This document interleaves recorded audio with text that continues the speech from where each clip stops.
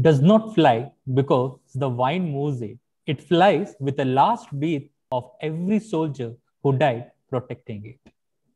Very good afternoon, everyone. Welcome to Inspire the Young Minds episode number 3, organized by Department of Postgraduate Studies and Research in Commerce, Govindasa College.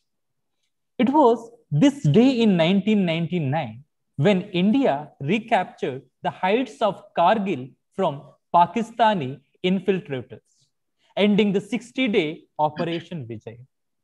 Indian soldiers showed tremendous courage and fought till the end to recapture the Kargil outpost from Pakistan. Thus, to honor the bravery of the Indian Armed Forces troops, July 26th is celebrated as Kargil Vijay Divas across the country.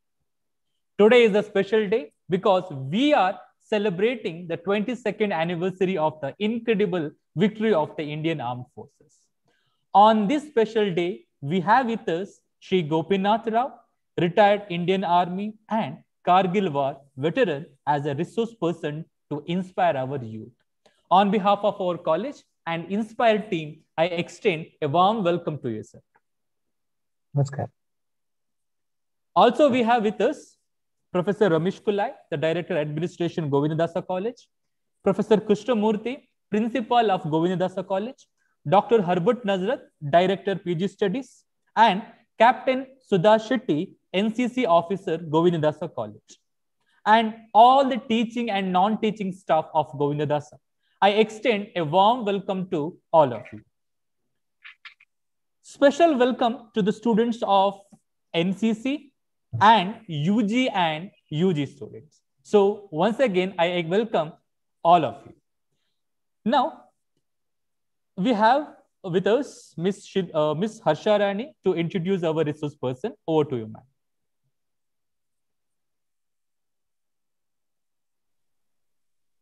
Good afternoon to all.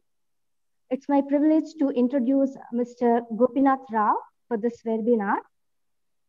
Bellala Gopinath Rao ivaru Mangalurina Kadriya Vyasanagaradalli ವಾಸವಾಗಿರುವರು. ಬೆಳ್ಳಾಲ Gopinath Rao ಇವರು ಮಿಲಿಟರಿಯಲ್ಲಿ 25 ವರ್ಷಗಳ ಸುದೀರ್ಘ ಸೇವೆಯನ್ನು ಭಾರತದಾದ್ಯಂತ ಸಲ್ಲಿಸಿರುತ್ತಾರೆ. ಇವರು ಕಾರ್ಗಿಲ್ ಕದನದಲ್ಲಿ ಕೂಡ ಭಾಗವಹಿಸಿದ್ದಾರೆ ಎಂದು ತಿಳಿಸಲು ನಮಗೆ ತುಂಬಾ ಹೆಮ್ಮೆ ಎನಿಸುತ್ತದೆ.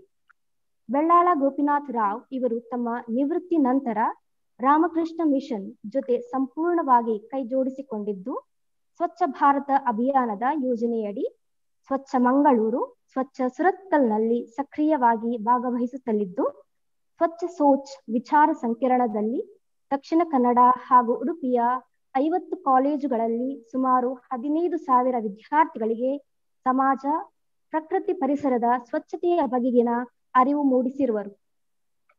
ಇವರ ಸ್ವಚ್ಛ ಮನಸ್ಸು ಕಾರ್ಯಕ್ರಮದಲ್ಲಿ ಕೂಡ ಸಂಪನ್ಮೂಲ ವ್ಯಕ್ತಿಯಾಗಿ ಭಾಗವಹಿಸಿರುತ್ತಾರೆ. ಇವರ ಸಮಾಜ ಸೇವೆಗೆ JCI ಸುರತ್ಕಲ್ ಇತ್ತೀಚೆಗೆ ಸನ್ಮಾನಿಸಿತ್ತು.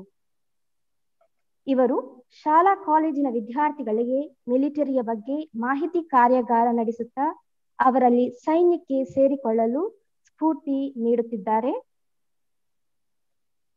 ಫೇಸ್ಬುಕ್ನಲ್ಲಿ ತುಂಬಾ ಪ್ರಶಂಸೆ ಪಡೆದ ಇವರು ಬರೆಯುತ್ತಿದ್ದ ಹಾಸ್ಯ ಲೇಖನಗಳು ಟರ್ಲೆ ಟ್ಯಾಂಪಾ ಭಾಗ 1 ಮತ್ತು 2 ಪುಸ್ತಕಗಳ ರೂಪದಲ್ಲಿ ಇತ್ತೀಚೆಗಷ್ಟೇ ರಾಮಕೃಷ್ಣ ಮಿಷನ್ನ ಪೂಜ್ಯ ಏಕಗಮ್ಯಾನಂದಜಿಯವರ ಅಮೃತ ಹಸ್ತದಿಂದ ಬಿಡುಗಡೆಗೊಂಡಿವೆ. So we welcome you, sir, for this webinar. Over to you, Sergeant sir. Thank you, ma'am, for the Thank you. Yes, sir. Inspire the episode number 3. It is a platform at which the students and all the faculties can directly interact with the resource person. So, Kargil na Vijay Divasa ivattu. So, ನಿಮ್ಮ ಕಡೆಯಿಂದ the ಗೋವಿಂದಾಸ ಕಾಲೇಜಿನ ಎಲ್ಲ ಸ್ಟಾಫ್ಗಳಿಗಾಗಲಿ ಅಥವಾ ಮಕ್ಕಳಿಗಾಗಿ ಏನು message ಕೊಡ್ಲಿಕ್ಕೆ ಇಷ್ಟಪಡ್ತೀರಿ sir? ನಮಸ್ಕಾರ. ಮೊದಲು ನನ್ನ ಕಡೆಯಿಂದ ಧನ್ಯವಾದಗಳನ್ನು ಸ್ವೀಕರಿಸಿ ಥ್ಯಾಂಕ್ ಯು ವೆರಿ ಮಚ್ ಎಲ್ಲರಿಗೂ. ಯಾಕಂದ್ರೆ ನನಗೊಂದು ಅವಕಾಶ ಕೊಟ್ಟದಕ್ಕೋಸ್ಕರ. ಗೋವಿಂದಾಸ್ ಕಾಲೇಜು ನನಗೆ ಚಿರಪರಿಚಿವೆ. ಯಾಕಂದ್ರೆ ಕೃಷ್ಣಮೂರ್ತಿ ಸರ್ ಆಗ್ಲಿ, ನಮ್ಮ ರಾಜಮೋಹನ್ ಸರ್ ಆಗ್ಲಿ, ಪ್ರತಿಯೊಂದು ವಿಷಯದಲ್ಲಿಯೂ ನನ್ನ ಇನ್ವಾಲ್ವ್ ಮಾಡ್ಕೊಳ್ತಾರೆ. ಅದಕ್ಕೋಸ್ಕರ ತುಂಬಾ ಧನ್ಯವಾದಗಳು, ಅನಂತ ಧನ್ಯವಾದಗಳು. ಇನ್ನು ಯುದ್ಧಗಳಿಗಾಗ್ಲಿ ಅಥವಾ ಸೈನಿಕರಿಗಾಗ್ಲಿ ಯಾರಿಗೇ ಆಗ್ಲಿ ಭಾರತದ ಪ್ರತಿಯೊಬ್ಬ ನಾಗರಿಕರು ಒಂದೇ ರೀತಿ ಅಂತ ನನಗನ್ಸುತ್ತೆ. ಆ ಲೆಕ್ಕದಲ್ಲಿ ಪ್ರತಿಯೊಬ್ಬರಿಗೂ ಭಾರತದ ಸಂವಿಧಾನ ಹೇಳಿಕೊಟ್ಟಿದೆ. ಸಂವಿಧಾನದ ಪ್ರಕಾರ ಪ್ರತಿಯೊಂದು, ಈಗ ಸೈನಿಕರಿಗೆ ಮಾತ್ರ ಆ ಕೆಲಸ ಅಂತ ಹೇಳಲಿಕ್ಕೆ ಆಗುದಿಲ್ಲ. ಭಾರತದ ಅಂದ್ರೆ ನಿರ್ದಿಷ್ಟ ನಮ್ಗೆ ಮಿಲಿಟರಿ ಅವ್ರಿಗೆ ಏನ್ ಹೇಳ್ತಾರೆ ಅಂದ್ರೆ, ಫಸ್ಟ್ ದೇಶ ಮೊದಲು, ದೇಶ ಮೊದಲು, ದೇಶ ಮೊದಲು, 2ನೇ ರೆಜಿಮೆಂಟ್ ಬರುತ್ತೆ, 3ನೇ ನಮ್ಮ ಸ್ವಂತದ ಬಗ್ಗೆ ಮಾತಾಡ್ಬೇಕು ಅಂತ ಹೇಳ್ತಾರೆ, ಅಥವಾ ಏನಾದ್ರೂ ಒಂದು ವಿಷಯ ಇದೆ. ಆದ್ರೆ ನನಗನ್ಸಿದ ಮಟ್ಟಿಗೆ ಇದು ಸೈನಿಕರಿಗೆ ಮಾತ್ರ ಸೀಮಿತ ಆಗಿರ್ಲಿಕ್ಕಿಲ್ಲ ಅಂತ ಅನ್ಸುತ್ತೆ. ಅಷ್ಟು ಮಾತ್ರ ಅಲ್ಲ, ಯಾಕಂದ್ರೆ ಪ್ರತಿಯೊಬ್ಬ ಭಾರತೀಯ ನಾಗರಿಕನ ಮುಖ್ಯ ಧ್ಯೇಯ ಅದೇ ಆಗಿರ್ಬೇಕು. ದೇಶ ಮೊದಲು, ಆಮೇಲೆ ಬೇರೆ ಏನಾದ್ರು ಸಮಾಜ, ನಂತರ ಅವರು. ಆ ರೀತಿ ಇರ್ಬೇಕು. ಆ ರೀತಿ ಇದ್ದಾಗಲೇ ಭಾರತ ಇದಾಗುತ್ತೆ ಅಂತ ಅನ್ಸುತ್ತೆ. ನನಗನ್ಸಿದ ಮಟ್ಟಿಗೆ ಸ್ಕೂಲ್ಗೋಸ್ಕರ ಅಥವಾ ವಿದ್ಯಾರ್ಥಿಗಳಿಗಾದ್ರೆ ಸೈನಿಕರ ಜೀವನ, ವಿದ್ಯಾರ್ಥಿಗಳ ಜೀವನ ಅಂತದ್ದೇನು ಡಿಫ್ರೆನ್ಸ್ ಇಲ್ಲ. ಅವರಿಗೂ ಸಹ ಅದೇ ರೀತಿ ಇರುತ್ತೆ. 8 ಪಾಯಿಂಟ್ಸ್ ಅಂತೀವಿ ನಾವು, 8 ಪಾಯಿಂಟ್ಸ್ ಮಾಡ್ಕೊಂಡು ಬರ್ಬೇಕಾಗುತ್ತೆ. ನಾವು ಸಹ ಮಾಡ್ಕೊಂಡು ಬರ್ಬೇಕಾಗುತ್ತೆ, ವಿದ್ಯಾರ್ಥಿಗಳಿಗೂ ಅದೇ ಮಾಡ್ಕೊಂಡು ಬರ್ಬೇಕಾಗುತ್ತೆ. ಯಾಕಂದ್ರೆ if you permit me, I will tell that 8 points. ಆ ಪಾಯಿಂಟ್ಸ್ ಅಂತ ಹೇಳಿದ್ರೆ ಅದರಲ್ಲಿ ಒಂದು ಗೌರವ, ರೆಸ್ಪೆಕ್ಟ್ ಎಲ್ಡರ್ಸ್ ಅಂತ. ಅದನ್ನ ಮಿಲಿಟರಿಯಲ್ಲಿ ನಮ್ಮ ಸೀನಿಯರಿಗೆ ರೆಸ್ಪೆಕ್ಟ್ ಕೊಡ್ಬೇಕು, ನಾವು ಜೂನಿಯರ್ ಇಂದ ನಾವು ರೆಸ್ಪೆಕ್ಟ್ ತಗೊಳ್ಬೇಕು ಅಂತ. The same will apply to students also. Next ಶಿಸ್ತು, ಡಿಸಿಪ್ಲಿನ್ ಪ್ರತಿಯೊಬ್ಬರಲ್ಲೂ ಇರಲೇಬೇಕಾಗುತ್ತೆ. ಯಾಕಂದ್ರೆ ನಮ್ಮ ಜೀವನದಲ್ಲಿ ನಾವು ಹಲವೊಂದು ಮೌಲ್ಯಗಳನ್ನು ಅಳವಡಿಸಿಕೊಂಡಾಗ ನಮ್ಮ ಜೀವನದಲ್ಲಿ ಮುಂದೆ ಬರ್ಲಿಕ್ಕೆ, ಸಾರ್ಥಕ ಮಾಡ್ಲಿಕ್ಕೆ ಆಗ್ತದೆ. ಇನ್ನೊಂದು ಟೈಮ್ ಪಂಕ್ಚುವಲ್ನೆಸ್, ಕ್ಲಪ್ತತೆ ಅಂತ.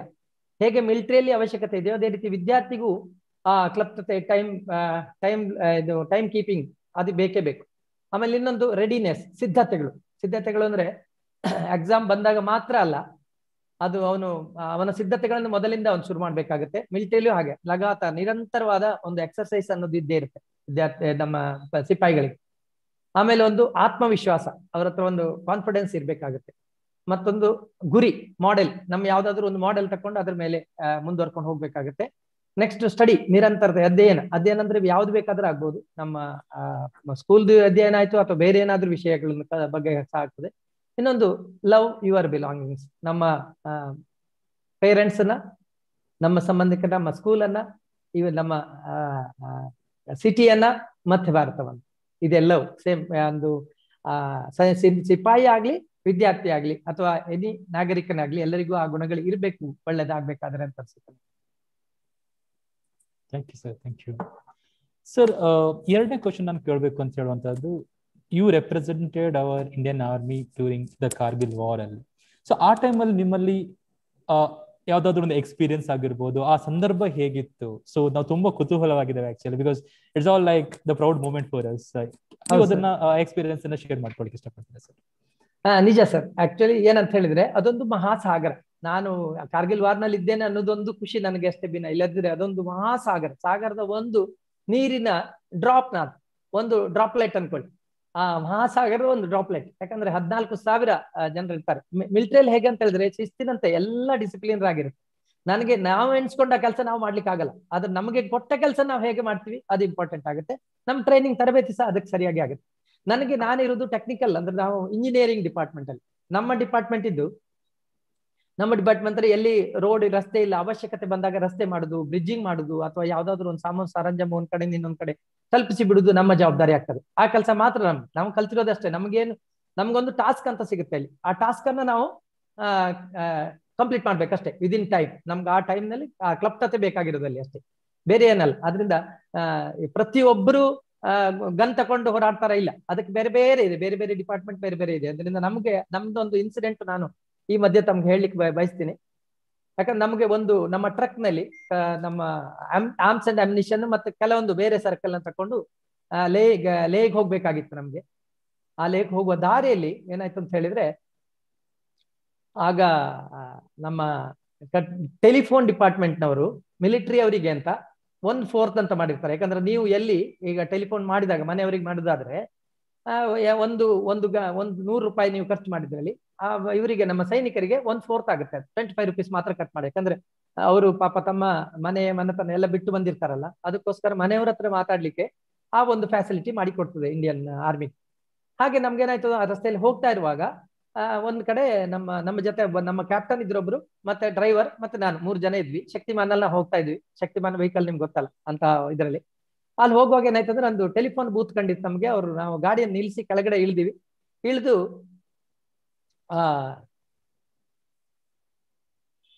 ಅವ್ರು ಟೆಲಿಫೋನ್ ಮಾಡ್ಲಿಕ್ಕೆ ಹೋದ್ರು. ಟೆಲಿಫೋನ್ ಅವ್ರು ಮಾಡ್ಲಿಕ್ಕೆ ಹೋದ್ರು, ಮಾಡಿ ವಾಪಸ್ ಬಂದ ಮೇಲೆ ನೋಡುವಾಗ ಆ ಡ್ರೈವರ್ ಕೂತ್ಕೊಳ್ತಾನೆ ಆ ಜಾಗದಲ್ಲಿ, ಎಕ್ಸಾಕ್ಟ್ಲಿ ಆ ಜಾಗದಲ್ಲಿ ಒಂದು ಗನ್ನು ಅಂದ್ರೆ ಗುಂಡು ಬಂದಿತ್ತು. ಒಂದ್ ವೇಳೆ ನಾವು ಚಲಿಸ್ತಾ ಇದ್ದಿದ್ರೆ ಆ ಟ್ರಕ್ ಇದಾಗ್ಬಿಡ್ತಿತ್ತು.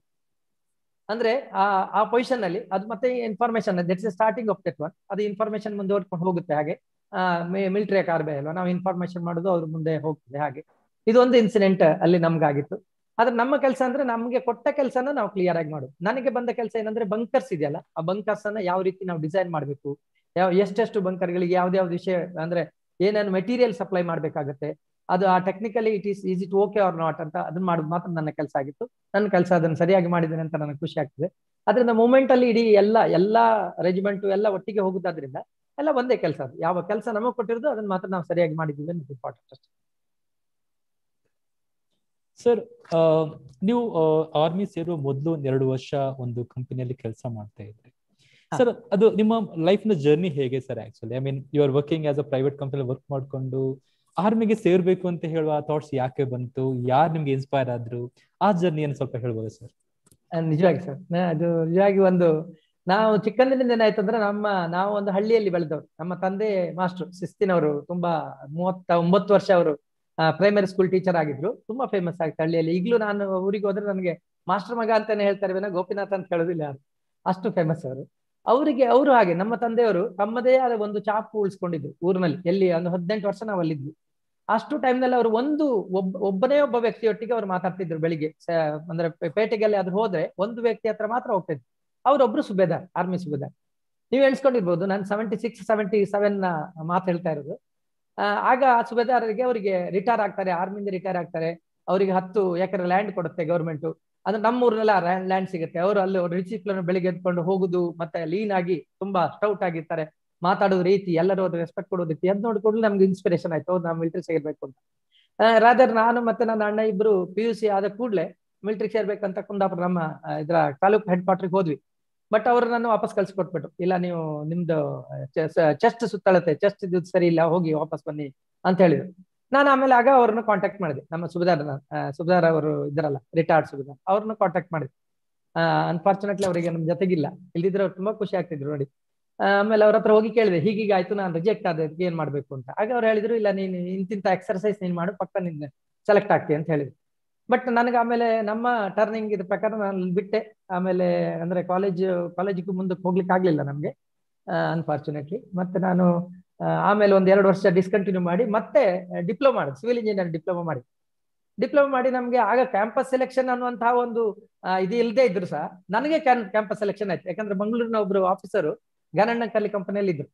ಅವರು ನಮ್ಮ 3 ಜನ ಹುಡುಗರನ್ನ ಸೆಲೆಕ್ಟ್ ಮಾಡ್ಕೊಂಡು ನಮ್ಗೆ ಇಂಟರ್ವ್ಯೂ ಮಾಡಿಸಿ, ಬಾಂಬೆಯಲ್ಲಿ ಇಂಟರ್ವ್ಯೂ ಮಾಡಿಸಿ ನಮ್ಗೆ ಕೆಲಸ ಕಳ್ಸಿಕೊಟ್ರು ಆಂಧ್ರಕ್ಕೆ.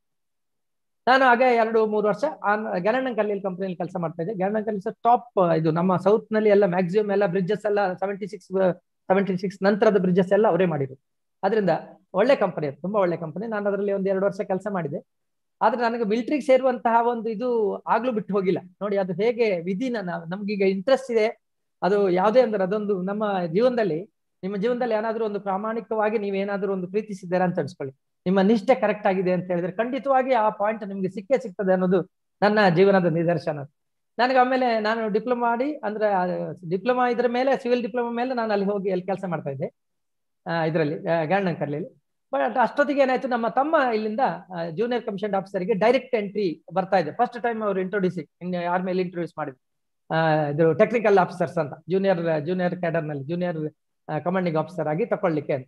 ನಾನು ಆಗ ನನಗೆ ಅನಿಸ್ತು, ಓಕೆ ನಾನು ಒಂದು ಟ್ರೈ ಮಾಡುವ ನನ್ನೊಂದು. ಆಮೇಲೆ ಅದು ಮತ್ತೆ ಉಳಿದದೆಲ್ಲ ಪ್ಲಸ್ ಪಾಯಿಂಟ್. ನಾನು ಬೆಂಗಳೂರಿಗೆ ವಾಪಸ್ ಬಂದೆ ಕೆಲಸ ಬಿಟ್ಟು. ಮತ್ತೆ ಅಲ್ಲಿ 7 to 8 days ನಮ್ದು ಇದಾಗಿತ್ತು, ಇದು ಚೆಕಿಂಗ್ ಆಗಿ ಇನ್ಸ್ಪೆಕ್ಷನ್ ಆಯ್ತು, ಎಲ್ಲಾ ರೀತಿಯಲ್ಲಿ ಇನ್ಸ್ಪೆಕ್ಷನ್ ಆಗಿ. ಅಂಡ್ ವಿ ಜಾಯಿನ್ 23 ಜುಲೈಗೆ ನಾನು ಸೇರ್ಕೊಂಡ್ಬಿಟ್ಟೆ 83-24 ಜುಲೈಲಿ ಟೆಕ್ನಿಕಲಿ ನಾನು ಎಣಿಸ್ಕೊಂಡಿದ್ದೆ, ನನಗೆ ಸಿಕ್ತು. ಅದ ನಂತರ ಟ್ರೈನಿಂಗ್ ಎಲ್ಲ ಇದ್ದೇ ಇದೆ, ಟಫ್ ಇರ್ತದೆ. ಆದ್ರೆ but that was the thing ಅಷ್ಟೇ. ಅದೊಂದು ತುಂಬಾ ಚೆನ್ನಾಗಿದೆ ನನ್ನ ಜೀವನದಲ್ಲಿ. ನಾನು ಪ್ರತಿಯೊಬ್ಬರಿಗೂ ಅದೇ ಹೇಳೋದು, ನಿಮ್ಮ ಮನಸ್ಸಿನಲ್ಲಿ ಕರೆಕ್ಟ್ ಆಗಿ ಯಾವ್ದಾದ್ರು ಒಂದು ಅಭಿಲಾಷೆ ಇದೆ, ಅದು ಸತ್ಯಕ್ಕೆ ಇದಾಗಿದ್ದಾದ್ರೆ ಖಂಡಿತವಾಗಿ ಯು ವಿಲ್ ಗೆಟ್ ಇಟ್ ಅಂತ. I request all the participants, if you have any questions, kindly drop it on the chat box, or if you want to directly ask with the speaker, kindly raise your hand. Okay, so that we'll unmute yourself so that you can ask with the resource person. Sir, ನೀವು ಹೇಳಿದ ರೀತಿ ನೀವು company ಬಿಟ್ಟು ಆರ್ಮಿಗೆ ಹೋದಾಗ ಟೈಮಲ್ಲಿ ನಿಮ್ಮ family ಎಷ್ಟು supportive ಆಗಿತ್ತು sir? And even especially when you are representing Kargil represent ಮಾಡಿದಾಗ ನಾರ್ಮಲ್ ಆಗಿ ಎಲ್ಲರೂ ಮನೆಯಲ್ಲೂ ಕೂಡ ಒಂದು ಏನೋ ಭಯ ಆಗಿರ್ಬೋದು, ಏನೋ ಒಂದು ಇರುತ್ತೆ. So how was your the family, like how what extent they were supportive sir? That is inspirational Sajin. ಯಾಕಂದ್ರೆ ನಾನು ಮಿಲಿಟರಿಗೆ ಸೇರುವಾಗ ಏನಾಯ್ತು ಅಂದ್ರೆ, ನಾನು ಮನೆಯಲ್ಲಿ ಅಮ್ಮ ಬೇಡ ಅಂತ ಬಿಟ್ಲು. ಏರ್ಫೋರ್ಸ್ಗೆ ಒಂದ್ಸರಿ ಸೇರ್ಬೇಕಾಗಿತ್ತು ನಂಗೆ, ಟ್ರೈ ಮಾಡಿದೆ. ಅಮ್ಮ ಸಾಧ್ಯವೇ ಇಲ್ಲ, ಕಣ್ಣೀರ್ ಹಾಕೊಂಡ್ಬಿಟ್ರು, ನಾನು ಸೇರ್ಲಿಕ್ಕೆ ಆಗ್ಲಿಲ್ಲ, ಮತ್ತೆ ಬಿಟ್ಬಿಟ್ವಿ. ಅದ್ರಿಂದ 2ನೇ ಸಾರಿ ನಾನು ಸೆಲೆಕ್ಟ್ ಆಗಿ ಬೆಂಗಳೂರಿನಲ್ಲಿ ಸೆಲೆಕ್ಟ್ ಆದಾಗ ಅಮ್ಮನಿಗೆ ಹೇಳಲಿಲ್ಲ, ಅಪ್ಪನಿಗೆ, ತಂದೆಗೆ ಮಾತ್ರ ಹೇಳಿದೆ. ನಾನು ಜೂನಿಯರ್ ಕಮಿಷನ್ ಆಫೀಸರ್ ಆಗಿ ಸೇರಿದ್ದೀನಿ ಅಂತ ತಂದೆಗೆ ಮಾತ್ರ ಹೇಳಿದೆ. ತಂದೆಯವರು ಅಮ್ಮ ಮತ್ತೆ ಗೊತ್ತಾದ ಮೇಲೆ ಸಿಕ್ಕಾಪಟ್ಟೆ ಗಲಾಟೆ ಮಾಡಿದ್ಲು, ಬೇಡ ನೀನ್ ಹೋಗುದು ಬೇಡ ಅಂತ ಹೇಳಿದ್ಲು.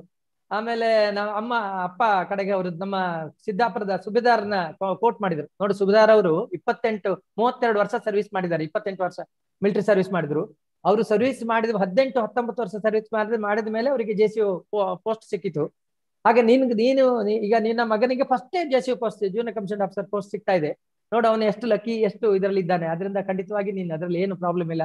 ಮತ್ತೆ ಅವ್ರು ಹೋಗಿ ಆ ಸುಬೇದಾರ್ ಹತ್ರ ಅಮ್ಮ ಸಹ ಮಾತಾಡಿದ್ರೆ, ಇಲ್ಲಿ ಒಳ್ಳೆ ರೆಸ್ಪೆಕ್ಟ್ಫುಲ್ ಜಾಬ್ ನೀವು ಕಳಿಸಿ, ನಾನ್ ನೋಡಿ 18 ವರ್ಷ ಮೇಲೆ ಸಿಕ್ಕಿರುವಂತ ಪೋಸ್ಟ್ ಇದು, ಸುಬೇದಾರ್ ಆಗಿ ನೀವು ಖಂಡಿತವಾಗಿ ಕಳಿಸಿ ಅಂತ ಹೇಳಿದ್ರು. ಮತ್ತೆ ಆ ಕತೆ ಅಲ್ಲಿಗೆ ಇದಾಯ್ತು, ಸ್ಟಾರ್ಟಿಂಗ್ ಆಗುವ ಪ್ರಾಬ್ಲಮ್ ಇಲ್ಲ.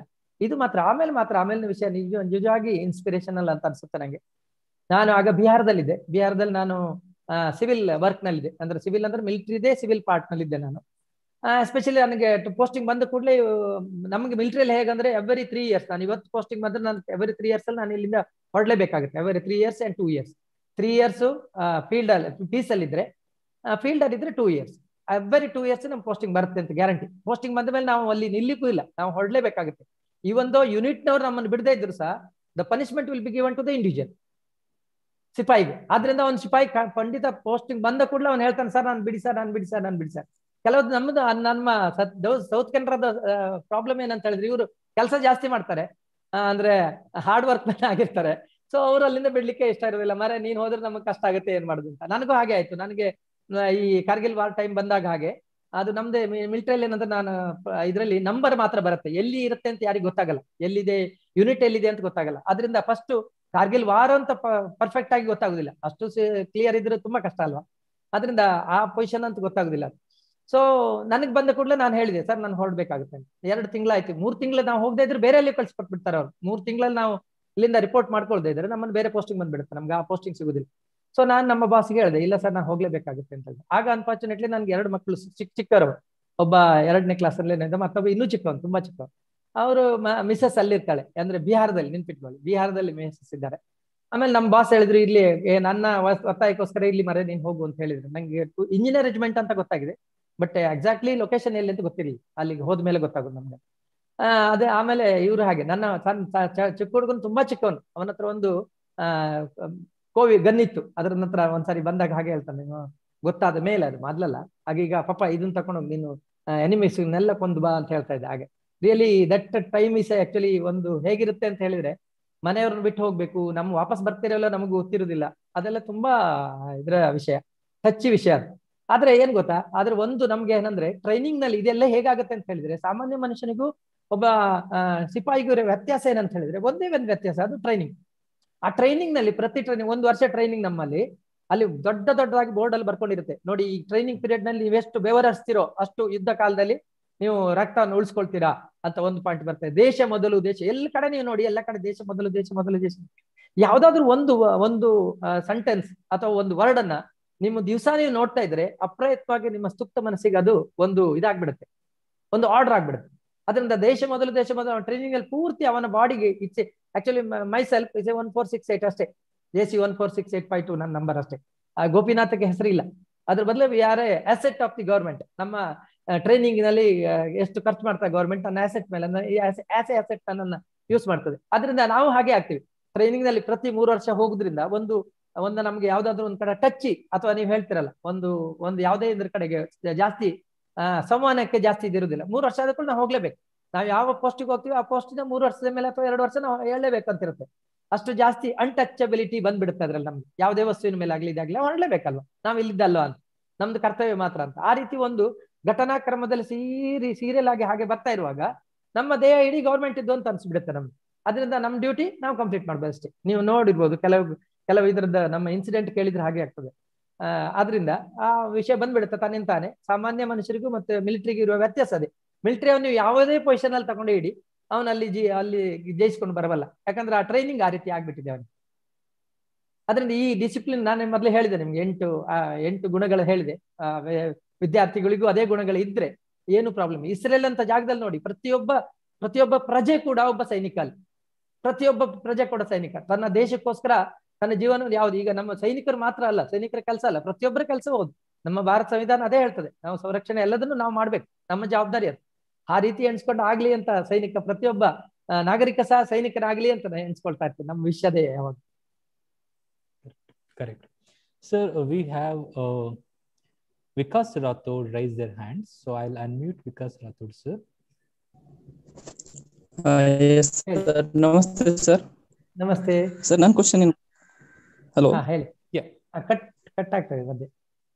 ಹಾ ಸರ್, ನನ್ನ ಕ್ವಶನ್ ಏನಂದ್ರೆ ಸರ್, ಕೆಲವೊಂದು ನಾವು ಕಾರ್ಯ ಮಾಡ್ಬೇಕಾದ್ರೆ ಅದರಲ್ಲಿ ನಮಗೆ ಕೆಲವು ತೊಂದರೆ ಬರ್ತದೆ. ಅದೇ ರೀತಿ ನಿಮ್ಗೆ ಯಾವ್ದಾದ್ರು ಕಾರ್ಯ ಬರುವಾಗ ನಿಮ್ಗೆ ಸಹ ಅಲ್ಲಿ ಮಿಲಿಟರಿಯಲ್ಲಿ ರಿಜೆಕ್ಟ್ ಆದ್ರೆ ಹಾಗೆ ನೀವು ಹೇಗೆ ಇನ್ಸ್ಪಿರೇಷನ್ ಮತ್ತು ಹೇಗೆ ನಿಮ್ದು ಮೋಟಿವೇಶನ್ ಇರ್ತದೆ ಸರ್? ಯಾವುದರ ಬಗ್ಗೆ? ನೀವು ಮಿಲಿಟರಿ ವಿಷಯದ ಬಗ್ಗೆ ಹೇಳಿದ? ಮಿಲಿಟರಿ ಬಗ್ಗೆ ಹೇಳಿದ ಅಥವಾ ನಾರ್ಮಲ್ ನಮ್ಮ ನಿಜ ಜೀವನದಲ್ಲಿ ಹೇಳ್ತಾ ಇರೋದ?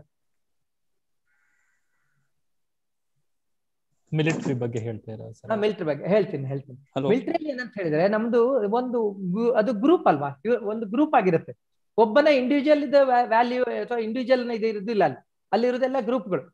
ಆದ್ರಿಂದ ಗ್ರೂಪಿಗೆ ಒಂದು ಟಾಸ್ಕ್ ಇರ್ತದೆ, ನಮ್ಮ ಇಂಡಿವಿಜುವಲ್ಗೆ ವ್ಯಾಲ್ಯೂ ಇರೋದಿಲ್ಲ. ನನ್ನ ಒಬ್ಬ ವೈಯಕ್ತಿಕ ವಿಷಯಕ್ಕೆ ಏನು ಅಲ್ಲಿ ಮಹತ್ವ ಇಲ್ಲ. ಅದ್ರ ಬದಲು ಒಂದು ಟಾಸ್ಕ್ ನಮಗೆ ಕೊಟ್ಟಿರ್ತಾರೆ, ಅದನ್ನ ಮಾಡ್ಬೇಕು. ಅದೀಗ ಒಂದು ಆ ಟಾಸ್ಕ್ ನಾವು ಫೇಲ್ ಆದ್ರೂ ಸಹ ಪ್ರತಿಯೊಬ್ಬರಿಗೂ ನಮ್ಮ ಪನಿಷ್ಮೆಂಟ್ ಅಂತಿದ್ರೆ, ಈಗ ಟ್ರೈನಿಂಗ್ ನಲ್ಲಿ ಅದನ್ನ ಕಲ್ಸಿ ಕೊಡ್ತಾರೆ ನಮ್ಗೆ.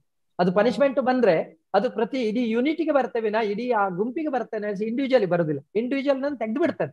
ಅದರಿಂದ ಮಿಲಿಟರಿಯಲ್ಲಿ ಫಸ್ಟಿಗೆ ನೀವು ಸ್ಟಾರ್ಟಿಂಗ್ ಹೋದ ಕೂಡಲೇ ನಿಮ್ಗೆ ಕಸ ಹಾಕ್ಲಿಕ್ಕೆ ಹೇಳ್ತಾರೆ ಪ್ರತಿಯೊಬ್ಬರಿಗೂ. ಅವನ ಶ್ರೀಮಂತ ಆಗ್ಲಿ ಬಡವ ಆಗ್ಲಿ ಅಥವಾ ಕಲ್ತಿರ್ಲಿ ಏನು ಅದಕ್ಕೆ ಇದೇ ಇಲ್ಲ. ಅದ್ರ ಬದಲಿಗೆ ಎಲ್ಲ ಅವನು ಕಸ ಹಾಕ್ಬೇಕು ಅಷ್ಟೇ. ಅದರಿಂದ ಅವನ ಒಳಗಿದ ಅಹಮ್ಮನ್ನ ತೆಗೆದು ಬಿಟ್ಟಿದ್ದಾರೆ. ಹಾಗೆ ಇರುವುದು ಬರೇ ಡ್ಯೂಟಿ ಮಾಡೋದು ಮಾತ್ರ. ಡ್ಯೂಟಿಯಲ್ಲಿ ಸೋಲುವುದು ಗೆಲ್ಲುವುದು ಇದ್ದೇ ಇದೆ, ಅದಕ್ಕೆ ಏನ್ ಮಾಡ್ಲಿಕ್ಕಾಗಲ್ಲ.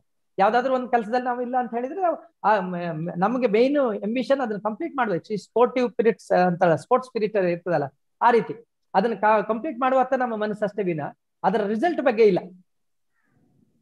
ಸರ್, ಅವರು ವಿಕಾಸ್ ರಾಥೋಡ್ ಅವರು ಒಂದು ಪಾಯಿಂಟ್ ಅಂತ ಹೇಳಿದ್ರೆ, ತುಂಬಾ ಜನಕ್ಕೆ ಮಿಲಿಟರಿ ಸೇರ್ಬೇಕು ಅಂತ ತುಂಬಾ ಆಸೆ ಇರುತ್ತೆ and they are doing the best. But ಕೆಲವೊಂದು ಟೈಮಲ್ಲಿ ಏನಾಗುತ್ತೆ, ಕೆಲವು ಸಲ ರಿಜೆಕ್ಷನ್ ಆಗಿರ್ಬಿಡುತ್ತೆ, ಏನೋ ಒಂದು ರೀಸನ್ ಆಗಿರ್ಬೋದು, ಅಂದ್ರೆ ಹೈಟ್ ಅಥವಾ what ever. So how in that situation ನಾವು ಹೇಗೆ ಅದನ್ನು ಓವರ್ಕಮ್ ಮಾಡುವಂತದ್ದು ಅಥವಾ ಅದನ್ನ ಹೇಗೆ ಫೇಸ್ ಮಾಡುವಂತದ್ದು? ಹೀಗೆ ಎಂತ ಗೊತ್ತುಂಟಾ, ಒಂದು ವಿಷಯ ಅಂತ ಹೇಳಿದ್ರೆ ಮಿಲಿಟರಿಗೆ ಎಲ್ಲರೂ ಸೇರ್ಲಿಕ್ಕೆ ಸಾಧ್ಯ ಇಲ್ಲ. ಯಾಕಂತ ಹೇಳಿದ್ರೆ ಮಿಲಿಟರಿಯಲ್ಲಿ ಈಗ ಅವ್ರು ಹೇಳ್ತಾರೆ ಒಂದು ಪಾಯಿಂಟ್ ನಂಬರ್ 1, ಅದ್ರಲ್ಲಿ ನಾವು ಕ್ಲಾಸಲ್ಲಿ ಫಸ್ಟ್ ಇರ್ಬೇಕು ಅಂತಿಲ್ಲ. ಆದ್ರೆ ಜನರಲ್ ಎಬಿಲಿಟಿ ಟೆಸ್ಟ್ ನಲ್ಲಿ ಅವ್ನು ಪಾಸ್ ಆಗಿರ್ಬೇಕು. ಅಂದ್ರೆ ಬಾರ್ಡರ್ ಲೈನ್ ಸ್ಟೂಡೆಂಟ್ ಅಂತ ಹೇಳ್ತಾರೆ. ಅದು ಸಾಮಾನ್ಯವಾಗಿ 70, 80, 60, 70, 80% ಇದ್ರೂ ಸಹ ಸಾಕಾಗ್ತದೆ ಅದ್ರಲ್ಲಿ ಜನ. ಯಾಕಂದ್ರೆ ಅಲ್ಲಿ ಬಾಕಿ ಉಳಿದದಲ್ಲಿ ಈಗ ಒಂದು ಬರೇ ನಮ್ಗಲ್ಲಿ ನಾವೇನೋ ಕಲ್ತ್ಕೊಂಡು ಹೋಗ್ಬಾರ್ದು ಯಾವ್ದಕ್ಕೆ. ಅದು ಮಿಲಿಟರಿಯಲ್ಲಿ ಈಗ ನೀವು ಬ್ಲಾಂಕ್ ಆಗಿ ನೀವು ಹೇಗೆ ಇದ್ದೀರೋ ಅದು ಮಾತ್ರ ಬೇಕಾಗಿರೋದು ಅವರಿಗೆ. ಯಾಕಂದ್ರೆ ಬಾಕಿ ತುಂಬಿಸೋದು ಅವ್ರನ್ನ ತುಂಬಿಸ್ತಾರೆ. ಅಲ್ಲಿ ತುಂಬಾ ನಾಲೆಜ್ಫುಲ್ ಮೆಂಬರ್ಸ್ ಇದ್ದಾರೆ. 400 ವರ್ಷಗಳ ಇತಿಹಾಸ ಇದೆ ನಮ್ಮ ಮಿಲಿಟರಿಗೆ. 125 ವರ್ಷಗಳು ನಮ್ಮ ಇಂಡಿಯನ್ ಮಿಲಿಟರಿ ಸ್ಟಾರ್ಟ್ ಆಗಿರೋದು. ಅದಕ್ಕೂ ಮೊದಲಂದ್ರೆ ಬ್ರಿಟಿಷರ ಇಲ್ಲಿ ಬರೋದ ಹತ್ರ ಇರುವಾಗಲೇ ನಮ್ಮ ಮಿಲಿಟರಿ ಅಂತಿತ್ತು.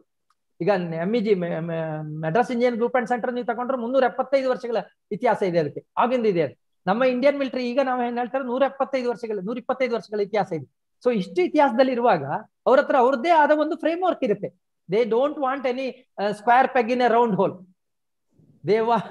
ಆದ್ರಿಂದ ಒಂದು ವಿಷಯ ಅಂತ ಹೇಳಿದ್ರೆ ಮಿಲಿಟರಿಯಲ್ಲಿ ಸೇರಿದ್ರೆ ಮಾತ್ರ ನಾವು ಕೆಲಸ ಅಲ್ಲ. ನಾನು ಈಗಾಗಲೇ ಅದ್ ಮೊದ್ಲಿಂದ ನಮ್ಗೆ ಹೇಳಿದೆ, ಭಾರತೀಯ ನಾಗರಿಕರಿಗೆ ಪ್ರತಿಯೊಂದು ಈಗ ಮಿಲಿಟರಿಯಲ್ಲಿ ಏನ್ ಕೆಲಸ ಮಾಡ್ತೀವೋ ಅದು ಬಾಕಿ ಉಳಿದ ಜಾಗದಲ್ಲೂ ನಾವು ಮಾಡ್ಬೋದು. ಸರ್ವಿಸ್ ನಾವು ಮಾಡ್ಬೇಕಾಗಿತ್ತು, ಸೇವೆ ಮಾಡ್ಬೇಕಾಗಿತ್ತು.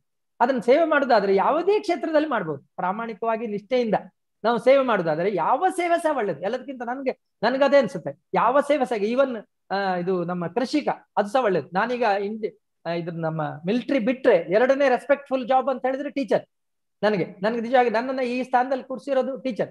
ನಾನಿನ್ ನಿಮ್ಮ ಎದುರುಗಡೆ ಒಂದು ಮಾತಾಡ್ತೀನಿ, 4 ಅಂಶ ಮಾತಾಡ್ತೀನಿ ಅಂತ ಹೇಳಲಿಕ್ಕೆ ಕಾರಣವೇ ನಮ್ಮ ಟೀಚರ್ಗಳು ಪ್ರತಿಯೊಬ್ಬರು. ಇವನ್ ಅದು ನನ್ನ ಸ್ಟಾರ್ಟ್ ಫಸ್ಟಿಗೆ ಕಲ್ತಿದ ಬಿ ನಾರಾಯಣ್ ಶೆಟ್ಟಿ ಇರ್ಬೋದು, ಅಥವಾ ಲೇಟೆಸ್ಟ್ ಆಗಿ ಕೃಷ್ಣಮೂರ್ತಿ ಸಾರು, ನಮ್ಮ ರಾಜಮೋಹನ್ ಸಾರು, ಇವರು ಇರ್ಬೋದು.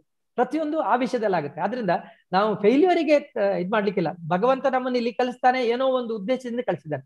ಆ ಉದ್ದೇಶ ಏನೋ ಒಂದು ಕಂಡು ಹಿಡ್ಕೊಂಡು ನಾವು ಅದಕ್ಕೆ ಅಲ್ಲಿ ಆ ಉದ್ದೇಶ ನಮಗೆ ಸಫಲ ಆಗೋವರೆಗೆ ನಾವೇನ್ ಕೆಲಸ ಮಾಡ್ತಿದೀವಿ ಅದನ್ನ ಮಾಡ್ಕೊಳ್ಬೇಕು, ಹೋಗ್ಬೇಕಾಗುತ್ತೆ. ವಿದ್ಯಾರ್ಥಿಗಳಿಗೆ ಏನು, ವಿದ್ಯಾರ್ಥಿಗಳ ಸ್ಟಡಿ ಅವ್ರ ಗುರಿ ಇರುವುದೇನಾದ್ರು ನಮ್ಮ ಡಿಗ್ರಿ ಕಂಪ್ಲೀಟ್ ಮಾಡ್ಬೇಕು ಅನ್ನೋದು, ಡಿಗ್ರಿ ಒಳ್ಳೆ ರೀತಿಯಲ್ಲಿ ಕಂಪ್ಲೀಟ್ ಮಾಡ್ಬೇಕು, ಅದನ್ನು ಕಂಪ್ಲೀಟ್ ಮಾಡುವತ್ತ ಇರ್ಬೇಕ ವಿನ ಈಗ ನಾವು ನನಗೆ ಮಿಲಿಟರಿಗೆ ಸೇರುದು ಎಲ್ಲರೂ ಸೇರ್ಲಿಕ್ಕೆ ಆಗಲ್ಲ. 100 ಜನರಲ್ಲಿ 20 ಜನ ನಮ್ಮ ಘಾತಕ್ ಇದೆಲ್ಲ ನೋಡಿರ್ಬೋದು. ಅದರಲ್ಲಿ ಈಗ ಘಾತಕ್ ಫೋರ್ಸ್ ಅಲ್ಲಿ ಮಿಲಿಟರಿಯಲ್ಲಿ ಇದ್ದವರನ್ನೇ ತಗೊಳ್ತಾರೆ, ಸೆಲೆಕ್ಟ್ ಮಾಡಿ ತಕೊಂಡವರಲ್ಲಿ 100ರಲ್ಲಿ 80% 80 ಜನರು ರಿಜೆಕ್ಟ್ ಆಗ್ತಾರೆ. ನೀವು ಆಲೋಚನೆ ಮಾಡ್ಕೊಳ್ಳಿ ಹೇಗಿರ್ಬೋದು ಅನ್ನೋದು ಅಂತ. ಆ ರೀತಿಯಲ್ಲಿ ಇರುವಾಗ ನಾವು ಓಕೆ, ನಾವು ಅದಕ್ಕಲ್ಲ. ಅಮಿತಾಬ್ ಬಚ್ಚನ್ ಅವ್ರು ಸಹ ರಿಜೆಕ್ಟ್ ಆಗಿದ್ರು, ಗೊತ್ತಿರ್ಬೋದು ನಿಮ್ಗೆ ಅಲ್ವಾ? ಹಾಗಿರುವಾಗ ಅಂತಂತ ಟಾಪ್ ಅವರಿಗೆ, ಅಮಿತಾಬ್ ಬಚ್ಚನ್ಗೆ ಅಲ್ಲಿ ಇಲ್ವೇ ಇಲ್ಲ ಅದು. ಅವ್ರ ಜೀವನದಲ್ಲಿ ನೋಡಿ, ಈಗಲೂ ಮಲ್ಟಿ ಮಿಲಿಯನರ್ ಅವನು. ಇಂಥ ವರ್ಷ ಆದ್ರೆ ಎಷ್ಟು 75-80 ವರ್ಷ, ಈಗಲೂ ಸಹ ಅವರು ಆ ರೀತಿ ಇರುವಾಗ ನಮ್ಮ ಇದು ಅದರಲ್ಲೇ ಇದೆ, ಮಿಲಿಟರಿಯಲ್ಲೇ ಇದೆ ಅಂತ ಎಣಿಸ್ಕೊಳ್ಳೋದು ಬೇಡ. ಬೇಕಾದಷ್ಟು ಫೀಲ್ಡ್ಗಳಿವೆ ನಮ್ಮ ಮಾಡಿ. ಈಗಂತೂ they are very lucky, all are lucky rather. ಈಗ ನೋಡಿ ಏನು ಸ್ಟಾರ್ಟ್ಅಪ್ ಮಾಡ್ತಾರೆ ಈಗ ನಮ್ಮ ಇದರಲ್ಲಿ. ಎಷ್ಟಷ್ಟು ಚಿಕ್ಕ ಮಕ್ಕಳಂದ್ರೆ ನಾವು ಮಕ್ಕಳಂತ ಹೇಳ್ಬೋದು ಈಗ ನಾವು, ಯಾಕಂದ್ರೆ ಡಿಗ್ರಿ ಕಂಪ್ಲೀಟ್ ಆಗಿದೆ, ನೆಕ್ಸ್ಟ್ ವರ್ಷದಲ್ಲಿ ಒಂದು 4 ಜನ ಇಟ್ಕೊಂಡು ಕೆಲಸ ಮಾಡ್ತಾರೆ ಅವ್ರು. ಅಂದ್ರ ಈಗ ನಮ್ಮ ಭಾರತ ಸರ್ಕಾರ ಅಷ್ಟು ಟೆಕ್ನಾಲಜಿ ಅಂಡ್ ಇದು ಎಷ್ಟು ಡೆವಲಪ್ ಆಗಿದೆ ಅಂತ ಹೇಳಿದ್ರೆ ಯಾವ್ದ್ರಲ್ಲಿ ಸಹ ಮಾಡ್ಬೋದು. ಈಗ ದೇಶ ಸೇವೆ ಮಾಡ್ಲಿಕ್ಕೆ ಮಿಲಿಟರಿಗೆ ಹೋಗಿ ಸೇವೆ ಮಾಡ್ಬೇಕಂತಿಲ್ಲ. ಈಗಂತೂ ಯಾವ ಕ್ಷೇತ್ರದಲ್ಲೂ ಸಹ ಮಾಡ್ಬೋದು. ಇಂಜಿನಿಯರ್ ಆಗಿ, ಡಾಕ್ಟರ್ ಆಗಿ ಅಲ್ಲ, ಅದೆಲ್ಲ ಬಿಟ್ಟು ಬೇರೆದ್ರಲ್ಲೂ ಸಹ ಮಾಡ್ಬೋದು. ಈಗ ನಾವು ಫಾರ್ ಎಕ್ಸಾಂಪಲ್ ಸಣ್ಣ ಇದಕ್ಕೆ ಸಂಬಂಧಪಟ್ಟದಲ್ಲ ಆದ್ರೂ ಹೇಳ್ತೀನಿ ನಾನು. ಇಂಜಿನಿಯರ್ ಒಬ್ಬ ಇದರಲ್ಲಿ ನಮ್ಮ ಕೇರಳದಲ್ಲಿ ಒಬ್ಬ ಇಂಜಿನಿಯರ್ ಹುಡುಗ, ಅಲ್ಲಿ ಕೇರಳದಲ್ಲಿ ನೀರಿನ ಇದು ತುಂಬಾ ಜಾಸ್ತಿ ಇರುತ್ತಲ್ಲ, ಗುಡ್ಡದಿಂದ ಇಳಿಯುವ ನೀರಿನ ಮೇಲೆ ಟರ್ಬೈನ್ ಕೊಟ್ಟು ಅಲ್ಲಿಂದ ಒಂದು ಇಡೀ ಊರಿಗೆ ಕರೆಂಟ್ ಕೊಟ್ಟಿದ್ದಾರಂತೆ. ನೋಡಿ ಈ ಇಂಜಿನಿಯರ್ ಮಕ್ಕಳ ತಲೆ ಹೇಗಿರ್ತದೆ ನೋಡಿ. ಇಂಥದ್ದು ಯಾವ್ದಾದ್ರು ಒಂದು ವಿಷಯಗಳು ತಗೊಂಡು ಅವರು ಅದರಲ್ಲಿ ಮುಂದೆ ಬರ್ಬೋದು. ಅದರಿಂದ ಅಂಥದ್ದೇ ಪ್ರಾಬ್ಲಮ್ ಇಲ್ಲ. ಸೋಲನ್ನ ನಾವು ಆಕ್ಚುಲಿ ಗೆಲುವಿನ ಸೋಪಾನ ಅಂತ ಎಣಿಸ್ಕೊಳ್ಬೇಕು. ಇವನ್ ಹೇಳ್ತಾರಲ್ಲ ನಮ್ಮ ಆರ್ಕಿಮಿಡಿಸ್ ಮತ್ತೆ ಇವರೆಲ್ಲ, ಅವ್ರದ್ದೆಲ್ಲ ಇನ್ಸಿಡೆಂಟ್, ನಮ್ಮಲ್ಲಿ ನಡೆದವ್ರ ಇನ್ಸಿಡೆಂಟ್ ಎಲ್ಲ ತಕೊಂಡು ನಾವು ಅದಕ್ಕೆ ಹೇಳಿರೋದು. ನಾವು ಅಧ್ಯಯನ ಮಾಡುವಾಗ ಯಾವ್ದಾದ್ರು ಒಬ್ಬನ ಟಾಪ್ ಮಾಡೆಲ್ ಆಗಿ ಇಟ್ಕೊಂಡು ನಾವು ಅದನ್ನ ಅಧ್ಯಯನ ಮಾಡ್ಬೇಕು. ಅವ್ರು ಹೇಗೆ ಮುಂದೆ ಬಂದ್ರು ಅದೇ ರೀತಿ ನಾವು ಮಾಡ್ಬೇಕು. ಯಾಕಂದ್ರೆ ಇಲ್ಲಿ ನಮ್ಗಿರುವಾಗ ನಮ್ಗೆ ಇನ್ಸ್ಪಿರೇಷನಲ್ ಆಗುವಂತ ವಿಷಯಗಳಾಗ್ಲಿ ಅಥವಾ ಫೀಲ್ಡ್ ಆಗ್ಲಿ ತುಂಬಾ ಕಮ್ಮಿ ಇತ್ತು. ಈಗ ಬೇಕಾದಷ್ಟಿದೆ ನಿಮ್ಗೆ ಹೊರಗಡೆ ಇದಾಗ್ಲಿಕ್ಕೆ ಅಂದ್ರೆ ಚೆರಿಸ್ ಆಗ್ಲಿಕ್ಕೆ ಬೇಕಾದಷ್ಟು ವಿಷಯಗಳಿವೆ. ಅದ್ರಿಂದ ಏನು ಪ್ರಾಬ್ಲಮ್ ಇಲ್ಲ. ಒಂದು ಹೋದ್ರೆ ಮತ್ತೆ ಏನಾಯ್ತು 1000 ಇದೆ ನಮ್ದಲ್ಲಿ. A to 26 ಇದೆಯಲ್ಲ, ಪ್ಲಾನ್ ಎ ಹೋದ್ರೆ ಪ್ಲಾನ್ 26 Z ವರೆಗೆ ಇದೆಯಲ್ಲ ಪ್ಲಾನ್ಗಳು. ಯಾವ ಪ್ಲಾನ್ ಬೇಕಾದ್ರೆ ಮಾಡ್ಕೊಳ್ಬೋದು. ಸೊ ಬೇಕಾಗಿರೋದೇನು ಗೊತ್ತು, ನಾ ಜೀವನೋತ್ಸಾಹ, ನಾವು ಜೀವನದಲ್ಲಿ ಮುಂದೆ ಬರುವಂತಹ ಒಂದು ಇದು ಇರ್ಬೇಕಾ ವಿನ ಬೇರೆ ಯಾವ್ದಲ್ಲ. ಸೊ ಸ್ವಸ್ತಿಕ್ ಅವರಿಂದ ಒಂದು ಕ್ವಶನ್ಸ್ ಇದೆ. ಲೈಕ್ ಮಿಲಿಟರಿಗೆ ಸೇರ್ಲಿಕ್ಕೆ like is it very tough to join armed forces ಅಂತ, ಎಷ್ಟು ಕಷ್ಟ ಇದೆ in the present condition? Is it easy to join armed forces ಅಂತ ಹೇಳ್ಕೊಂಡು ಸ್ವಲ್ಪ ಆಡ್ ಮಾಡ್ತೀನಿ ನಾನು. ಸೊ ಇದ್ರ ಬಗ್ಗೆ ಒಂದು ವಿಶ್ಲೇಷಣೆ ಕೊಟ್ಟು ಆರ್ಮಿಗೆ ಜಾಯಿನ್ ಆಗ್ಬೇಕು ಅಂತಿದ್ರೆ ಯಾವ ತರ ಎಕ್ಸಾಮ್ಸ್ ಗಳು ಇರ್ಬೋದು ಅಥವಾ ಟ್ರೈನಿಂಗ್ ಗಳು ಹೇಗಿರ್ತದೆ ಅದ್ರ ಬಗ್ಗೆ ಸ್ವಲ್ಪ. ಒಂದು ನಾನು ಇಲ್ಲಿ ನಿಮ್ಗೆ ಒಂದು ಅರ್ಧ ಗಂಟೆ ಮೊದಲು 2 ಪ್ಯಾಂಪ್ಲೆಟ್ ಕಳಿಸಿದ್ದೆ, ನೆನಪಿದ್ಯಾ? ಹೌದು ಸರ್, ನಿಮ್ಮ ವಾಟ್ಸ್ಆಪ್. ಹೌದು. ಸೊ ಅದರಲ್ಲಿ ಎಲ್ಲ ಡೀಟೇಲ್ಗಳಿವೆ. ಇವನ್ ವೆಬ್ಸೈಟ್ ಇದೆ. ಈಗ ನೋಡಿ ನಮ್ಗೆ ಮೊದಲಾಗ ಒಬ್ಬರನ್ನೊಬ್ರು ನಾವು ಹೇಳ್ಬೇಕಂತ. ಈಗ ನಾನೀಗ 2008 ಅಲ್ಲಿ ಮಿಲಿಟರಿ ಬಿಟ್ಟಿರೋದು. ಅಪ್ರಾಕ್ಸಿಮೇಟ್ಲಿ 12-13 ವರ್ಷ ಆಯ್ತು ನಾನು ಬಿಟ್ಟು. ಸೊ ಮಿಲಿಟರಿ ಅಂದ್ರೆ ಯಾವಾಗ್ಲೂ ಅಪ್ಡೇಟ್ ಅಂತ, ನಮ್ಮನ್ನು ನಾವು ಅಪ್ಡೇಟ್ ಮಾಡ್ಕೊಳ್ತಾ ಇರ್ಬೇಕಾಗುತ್ತೆ. ಯಾಕಂದ್ರೆ ಲೇಟೆಸ್ಟ್ ಟೆಕ್ನಾಲಜಿಗೆ ನಮ್ಮನ್ನು ನಾವು ಅರ್ಪಿಸ್ಕೊಳ್ಬೇಕಾಗುತ್ತೆ. ಆದ್ರಿಂದ ಪ್ರತಿಯೊಂದು ಇದು ಈಗಂತೂ ಎಲ್ಲ ನಿಮ್ಗೆ ವೆಬ್ಸೈಟ್ ಅಲ್ಲಿ ಸಿಗುತ್ತೆ. ಇಂಡಿಯನ್ ಏರ್ ಫೋರ್ಸ್ ಅದ್ರಲ್ಲಿ ನಾನು ಕೊಟ್ಟಿದ್ದೀನಿ ನಿಮ್ಗೆ, ಆ ವೆಬ್ಸೈಟ್ ಪೂರ್ತಿ ಅದರಲ್ಲೇ ಸಿಗುತ್ತೆ. So everything will be available there. ಆದ್ರೆ ಯಾವುದು ಕಷ್ಟ ಅಲ್ಲ, ಯಾವುದು ಸುಲಭ ಅಲ್ಲ, ಅದಂತೂ ನೆನ್ಪಿಟ್ಕೊಳ್ಬೇಕಾಗುತ್ತೆ. ಏನ್ ವಿಷಯ ಏನಂತ ಹೇಳಿದ್ರೆ, ಸಾಮಾನ್ಯವಾಗಿ ಈಗ ಮಿಲಿಟರಿಗೆ ಸೇರ್ಲಿಕ್ಕೆ ರಿಕ್ವೈರ್ಮೆಂಟ್, ಫಿಸಿಕಲ್ ರಿಕ್ವೈರ್ಮೆಂಟ್ ಅಂತ ಇದೆ. ಆ ರಿಕ್ವೈರ್ಮೆಂಟ್ ಅವ್ರ ಹತ್ರ ಇದ್ರೆ, ಆ ಫಿಸಿಕಲ್ ರಿಕ್ವೈರ್ಮೆಂಟ್ ಇದ್ರೆ ಸಾಕಾಗ್ತದೆ. ಮತ್ತೆ ನಾವು ಯಾವ್ದನ್ನೋ ಕಲ್ತು ಏನೋ ಮಾಡೋ ಅವಶ್ಯಕತೆ ಇಲ್ಲ. ನೀವು ಅದಕ್ಕೆ ಆ ಮಿಲಿಟರಿ ಅದೇ ಹೇಳಿದಲ್ಲ ನಾನು, ಸ್ಕ್ವೇರ್ ಪೆಗ್ ಇನ್ ರೌಂಡ್ ಹೋಲ್, ಹಾಗೆ ಮಾಡುದಿಲ್ಲ ಅವರು. ನೀವು ರೌಂಡ್ ಹೋಲ್ ಆದ್ರೆ ರೌಂಡ್ ಪೆಗ್ಗೆ ಇರ್ಬೇಕಾಗುತ್ತೆ. ಅದರಿಂದ ಅದಕ್ಕೆ ಪರ್ಫೆಕ್ಟ್ ಆದ್ರೆ ಸೇರ್ಕೊಳ್ಬಹುದು, ಏನು ಪ್ರಾಬ್ಲಮ್ ಇಲ್ಲ. ಹಾಗೆ ಟಫ್ ಅನ್ನೋದು ಎಲ್ಲ ಕಡೆ ಇದ್ದೇ ಇದೆ, ಏನು ಮಾಡ್ಲಿಕ್ಕಾಗ. ನಿಜವಾಗಿ ಕಾರ್ಪೊರೇಟ್ ವರ್ಲ್ಡ್ಗಿಂತ ಇಂಡಿಯನ್ ಮಿಲಿಟರಿ ತುಂಬಾ ಚೆನ್ನಾಗಿದೆ ಅಂತ ಅನ್ಸುತ್ತೆ ನನ್ಗೆ. ಯಾಕಂದ್ರೆ ನಾವು ಕಂಪ್ಲೀಟ್ ಆಗಿ ನಾವು ಟ್ರೈನಿಂಗ್ ಕಂಪ್ಲೀಟ್ ಮುಗಿದು ಬರುವಾಗ ಅವನು ಪಕ್ಕ ಒಂದು ಒಳ್ಳೆ ಇದಾಗಿರ್ತಾನೆ. So it is best rather. Civil ನಲ್ಲಿ ಇಲ್ಲ ಅಂತ ನಾನು ಹೇಳ್ತಾ ಇಲ್ಲ, ಬಟ್ ನನ್ನ ಎಕ್ಸ್ಪೀರಿಯನ್ಸ್ ಆಧಾರದ ಮೇಲೆ ಹೇಳ್ತಾ ಇದ್ದೀನಿ. Sir, we have a question from our student now. We have Miss Neetu. So, Neetu, can you please unmute yourself? Yes, sir. Good afternoon, sir. Good afternoon.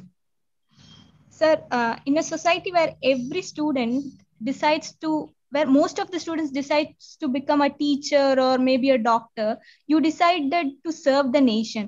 So my first salutations to you for that, sir. Thank you. And my question is very simple, sir. Sir, you have joined the military. So by joining this military and by serving the nation, what are some of the values or what are the changes that you made in your life, or what are the values that you could gain by joining the military? Yes, that's a very good question. Rather, the 8, I actually have divided my experiences in 8 points, and I have already told you the things. I think one is respect elders, another one is discipline, and another is keeping the time keeping, and readiness, ready to everything, and another is confidence. We will have a model in our mind, and next continuous study, ಅಧ್ಯಯನ, ಮತ್ತೆ ದೇಶ ಪ್ರೇಮ, ಗೌರವ, ಶಿಸ್ತು, ಕ್ಲಪ್ತತೆ, ಸಿದ್ಧತೆ, ಆತ್ಮವಿಶ್ವಾಸ, ಗುರಿ ಮತ್ತು ಅಧ್ಯಯನ ಮತ್ತು ದೇಶ ಪ್ರೇಮ. ಇವಿಷ್ಟನ್ನ ನಾನು ಮಿಲಿಟರಿಗೆ ಸೇರಿದ ಮೇಲೆ ತಿಳ್ಕೊಂಡೆ. ಅದರಿಂದ ಯಾವುದೇ ಕೆಲಸ ಆಗ್ಲಿ ನಮ್ ಸಣ್ಣದಲ್ಲ, ಯಾವುದೇ ಕೆಲಸ ದೊಡ್ಡದಲ್ಲ ಅಂತ ಅನ್ಸುತ್ತೆ ಈಗ. ಅದರಿಂದ ಈ ವಿಷಯಗಳು ಸಾಕು ಅಂತ ಅನ್ಸ್ಕೊಳ್ತೀನಿ. ಇನ್ನೇನಾದ್ರೂ ಇನ್ನು ಇನ್ ಡೆಪ್ತ್ ಬೇಕಾದ್ರೆ ಕೇಳ್ಕೊಳ್ಬೋದು. ನಮ್ ಜೊತೆ ಇನ್ನೊಬ್ರು ವಿಜಯಶ್ರೀ ಅವರು ಕೂಡ ಇದ್ದಾರೆ, ಅವರು ಕೂಡ ಕ್ವಶನ್ ಕೇಳಕ್ಕೆ ಇಷ್ಟಪಡ್ತಾರೆ. Vijayashree, can you please unmute? Yes, sir. Yeah. Good afternoon, sir. ನಮಸ್ಕಾರ. How many soldiers died and injured in Kargil war, sir? Kargil war ನಲ್ಲಿ officially 500 plus. Unofficially, I don't know because we can't tell. Officially 500 plus ಹುತಾತ್ಮರಾದ್ರು, ಮತ್ತೆ 3000 ಇಂದ ಜಾಸ್ತಿ injured ಆಗಿದೆ. Sir, ನಂದೊಂದು question ಇದೆ ಇಲ್ಲಿ. Sir, ಆರ್ಮಿಯಲ್ಲಿ serve ಮಾಡೋ ಟೈಮಲ್ಲಿ, ಕಾರ್ಗಿಲ್ ಯುದ್ಧದ ಟೈಮಲ್ಲಿ ನಮ್ದೇ ಸಹಪಾಠಿಗಳಾಗಿರ್ಬೋದು ಇಂಜೂರ್ ಆಗಿರ್ತಾರೆ ಅಥವಾ ಹುತಾತ್ಮರಾಗಿರೋ ಟೈಮ್ ಇರ್ತಾರೆ. ಸೊ ಆ ಟೈಮಲ್ಲಿ ನಿಮ್ಗೆ ಅಂದ್ರೆ ಯಾವ ರೀತಿ ಮೆಂಟಾಲಿಟಿ ಇರುತ್ತೆ? Like what will be your thoughts and how tough that situation sir? Sir ನಿಜವಾಗಿ ರಿಯಲಿ ಇಲ್ಲಿ ನಾನು ಈಗಾಗಲೇ ತಮ್ಗೆ ಹೇಳ್ದಾಗೆ, ನಮ್ಗೆ ಬರೇ ನನಗೆ ಕೊಟ್ಟ ಟಾಸ್ಕ್ ಕಂಪ್ಲೀಟ್ ಮಾಡ್ಬೇಕು ಅನ್ನೋ ಒಂದೇ ಒಂದು ಉದ್ದೇಶ ಇರ್ತದೆ, ಬೇರೆ ಯಾವ್ದು ಇರುದಿಲ್ಲ ಸರ್. ಕಂಪ್ಲೀಟ್ ವರ್ಕ್ ಎಲ್ಲ ಹಿಂದ್ಗಡೆ ಇರ್ತದೆ. ಮನೆಯವರಾಗ್ಲಿ ಮನೆತಂದಾಗ್ಲಿ ಬೇರೆ ಏನಿಲ್ಲ, ನಮಗ್ ಕೊಟ್ಟಿರೋ task we have to complete it, that's all, within that time ಅಂತ ಇರ್ತದೆ. ಒಂದು ಸಣ್ಣ ಇನ್ಸಿಡೆಂಟ್ ತಮ್ಗೆ ಹೇಳ್ತೀನಿ ನಾನು. ಇದರಲ್ಲಿ ನಮ್ಮಲ್ಲಿ ನಾವು ಇದರಲ್ಲಿ ಇರುವಾಗ ನಡೆದದ್ದು. ಇದು ಸಾಮಾನ್ಯವಾಗಿ ಡಿಸಿಪ್ಲಿನ್ ಆಗ್ಲಿ ಯಾವ್ದಾದ್ರು ಕೆಲಸ ಸರ್ಟನ್ ರೂಲ್ಸ್ ಆರ್ ದೇರ್. ಆ ರೂಲ್ಸ್ ಅನ್ನ ನಾವು ಬ್ರೇಕ್ ಮಾಡಿದ್ರೆ ಏನಾಗುತ್ತೆ ಅನ್ನೋದರ ಒಂದು ಮ್ಯಾಕ್ಸಿಮಮ್ ಪರಾಕಾಷ್ಠೆ ಅಂತ ಹೇಳ್ಬೋದು, ಹಾಗಿರ್ಬೋದು. ಇದೊಂದು ಇನ್ಸಿಡೆಂಟ್ ಹೇಳ್ತೀನಿ ನೋಡಿ. ನಾವು ಅಲ್ಲಿರುವಾಗ ಲೇಯಲ್ಲಿರುವಾಗ ಏನಂತ ಹೇಳಿದ್ರೆ, ಅಲ್ಲಿ ತುಂಬಾ ಚಳಿ ತುಂಬಾ ಜಾಸ್ತಿ ಇರುತ್ತೆ. ಚಳಿ ಟೈಮ್ ನಲ್ಲಿ ಅಂದ್ರೆ ನವೆಂಬರ್ ಇಂದ ಹಿಡಿದು ಜೂನ್ ವರೆಗೆ ಸಿಕ್ಕಾಪಟ್ಟೆ ಚಳಿ ಇರ್ತದೆ.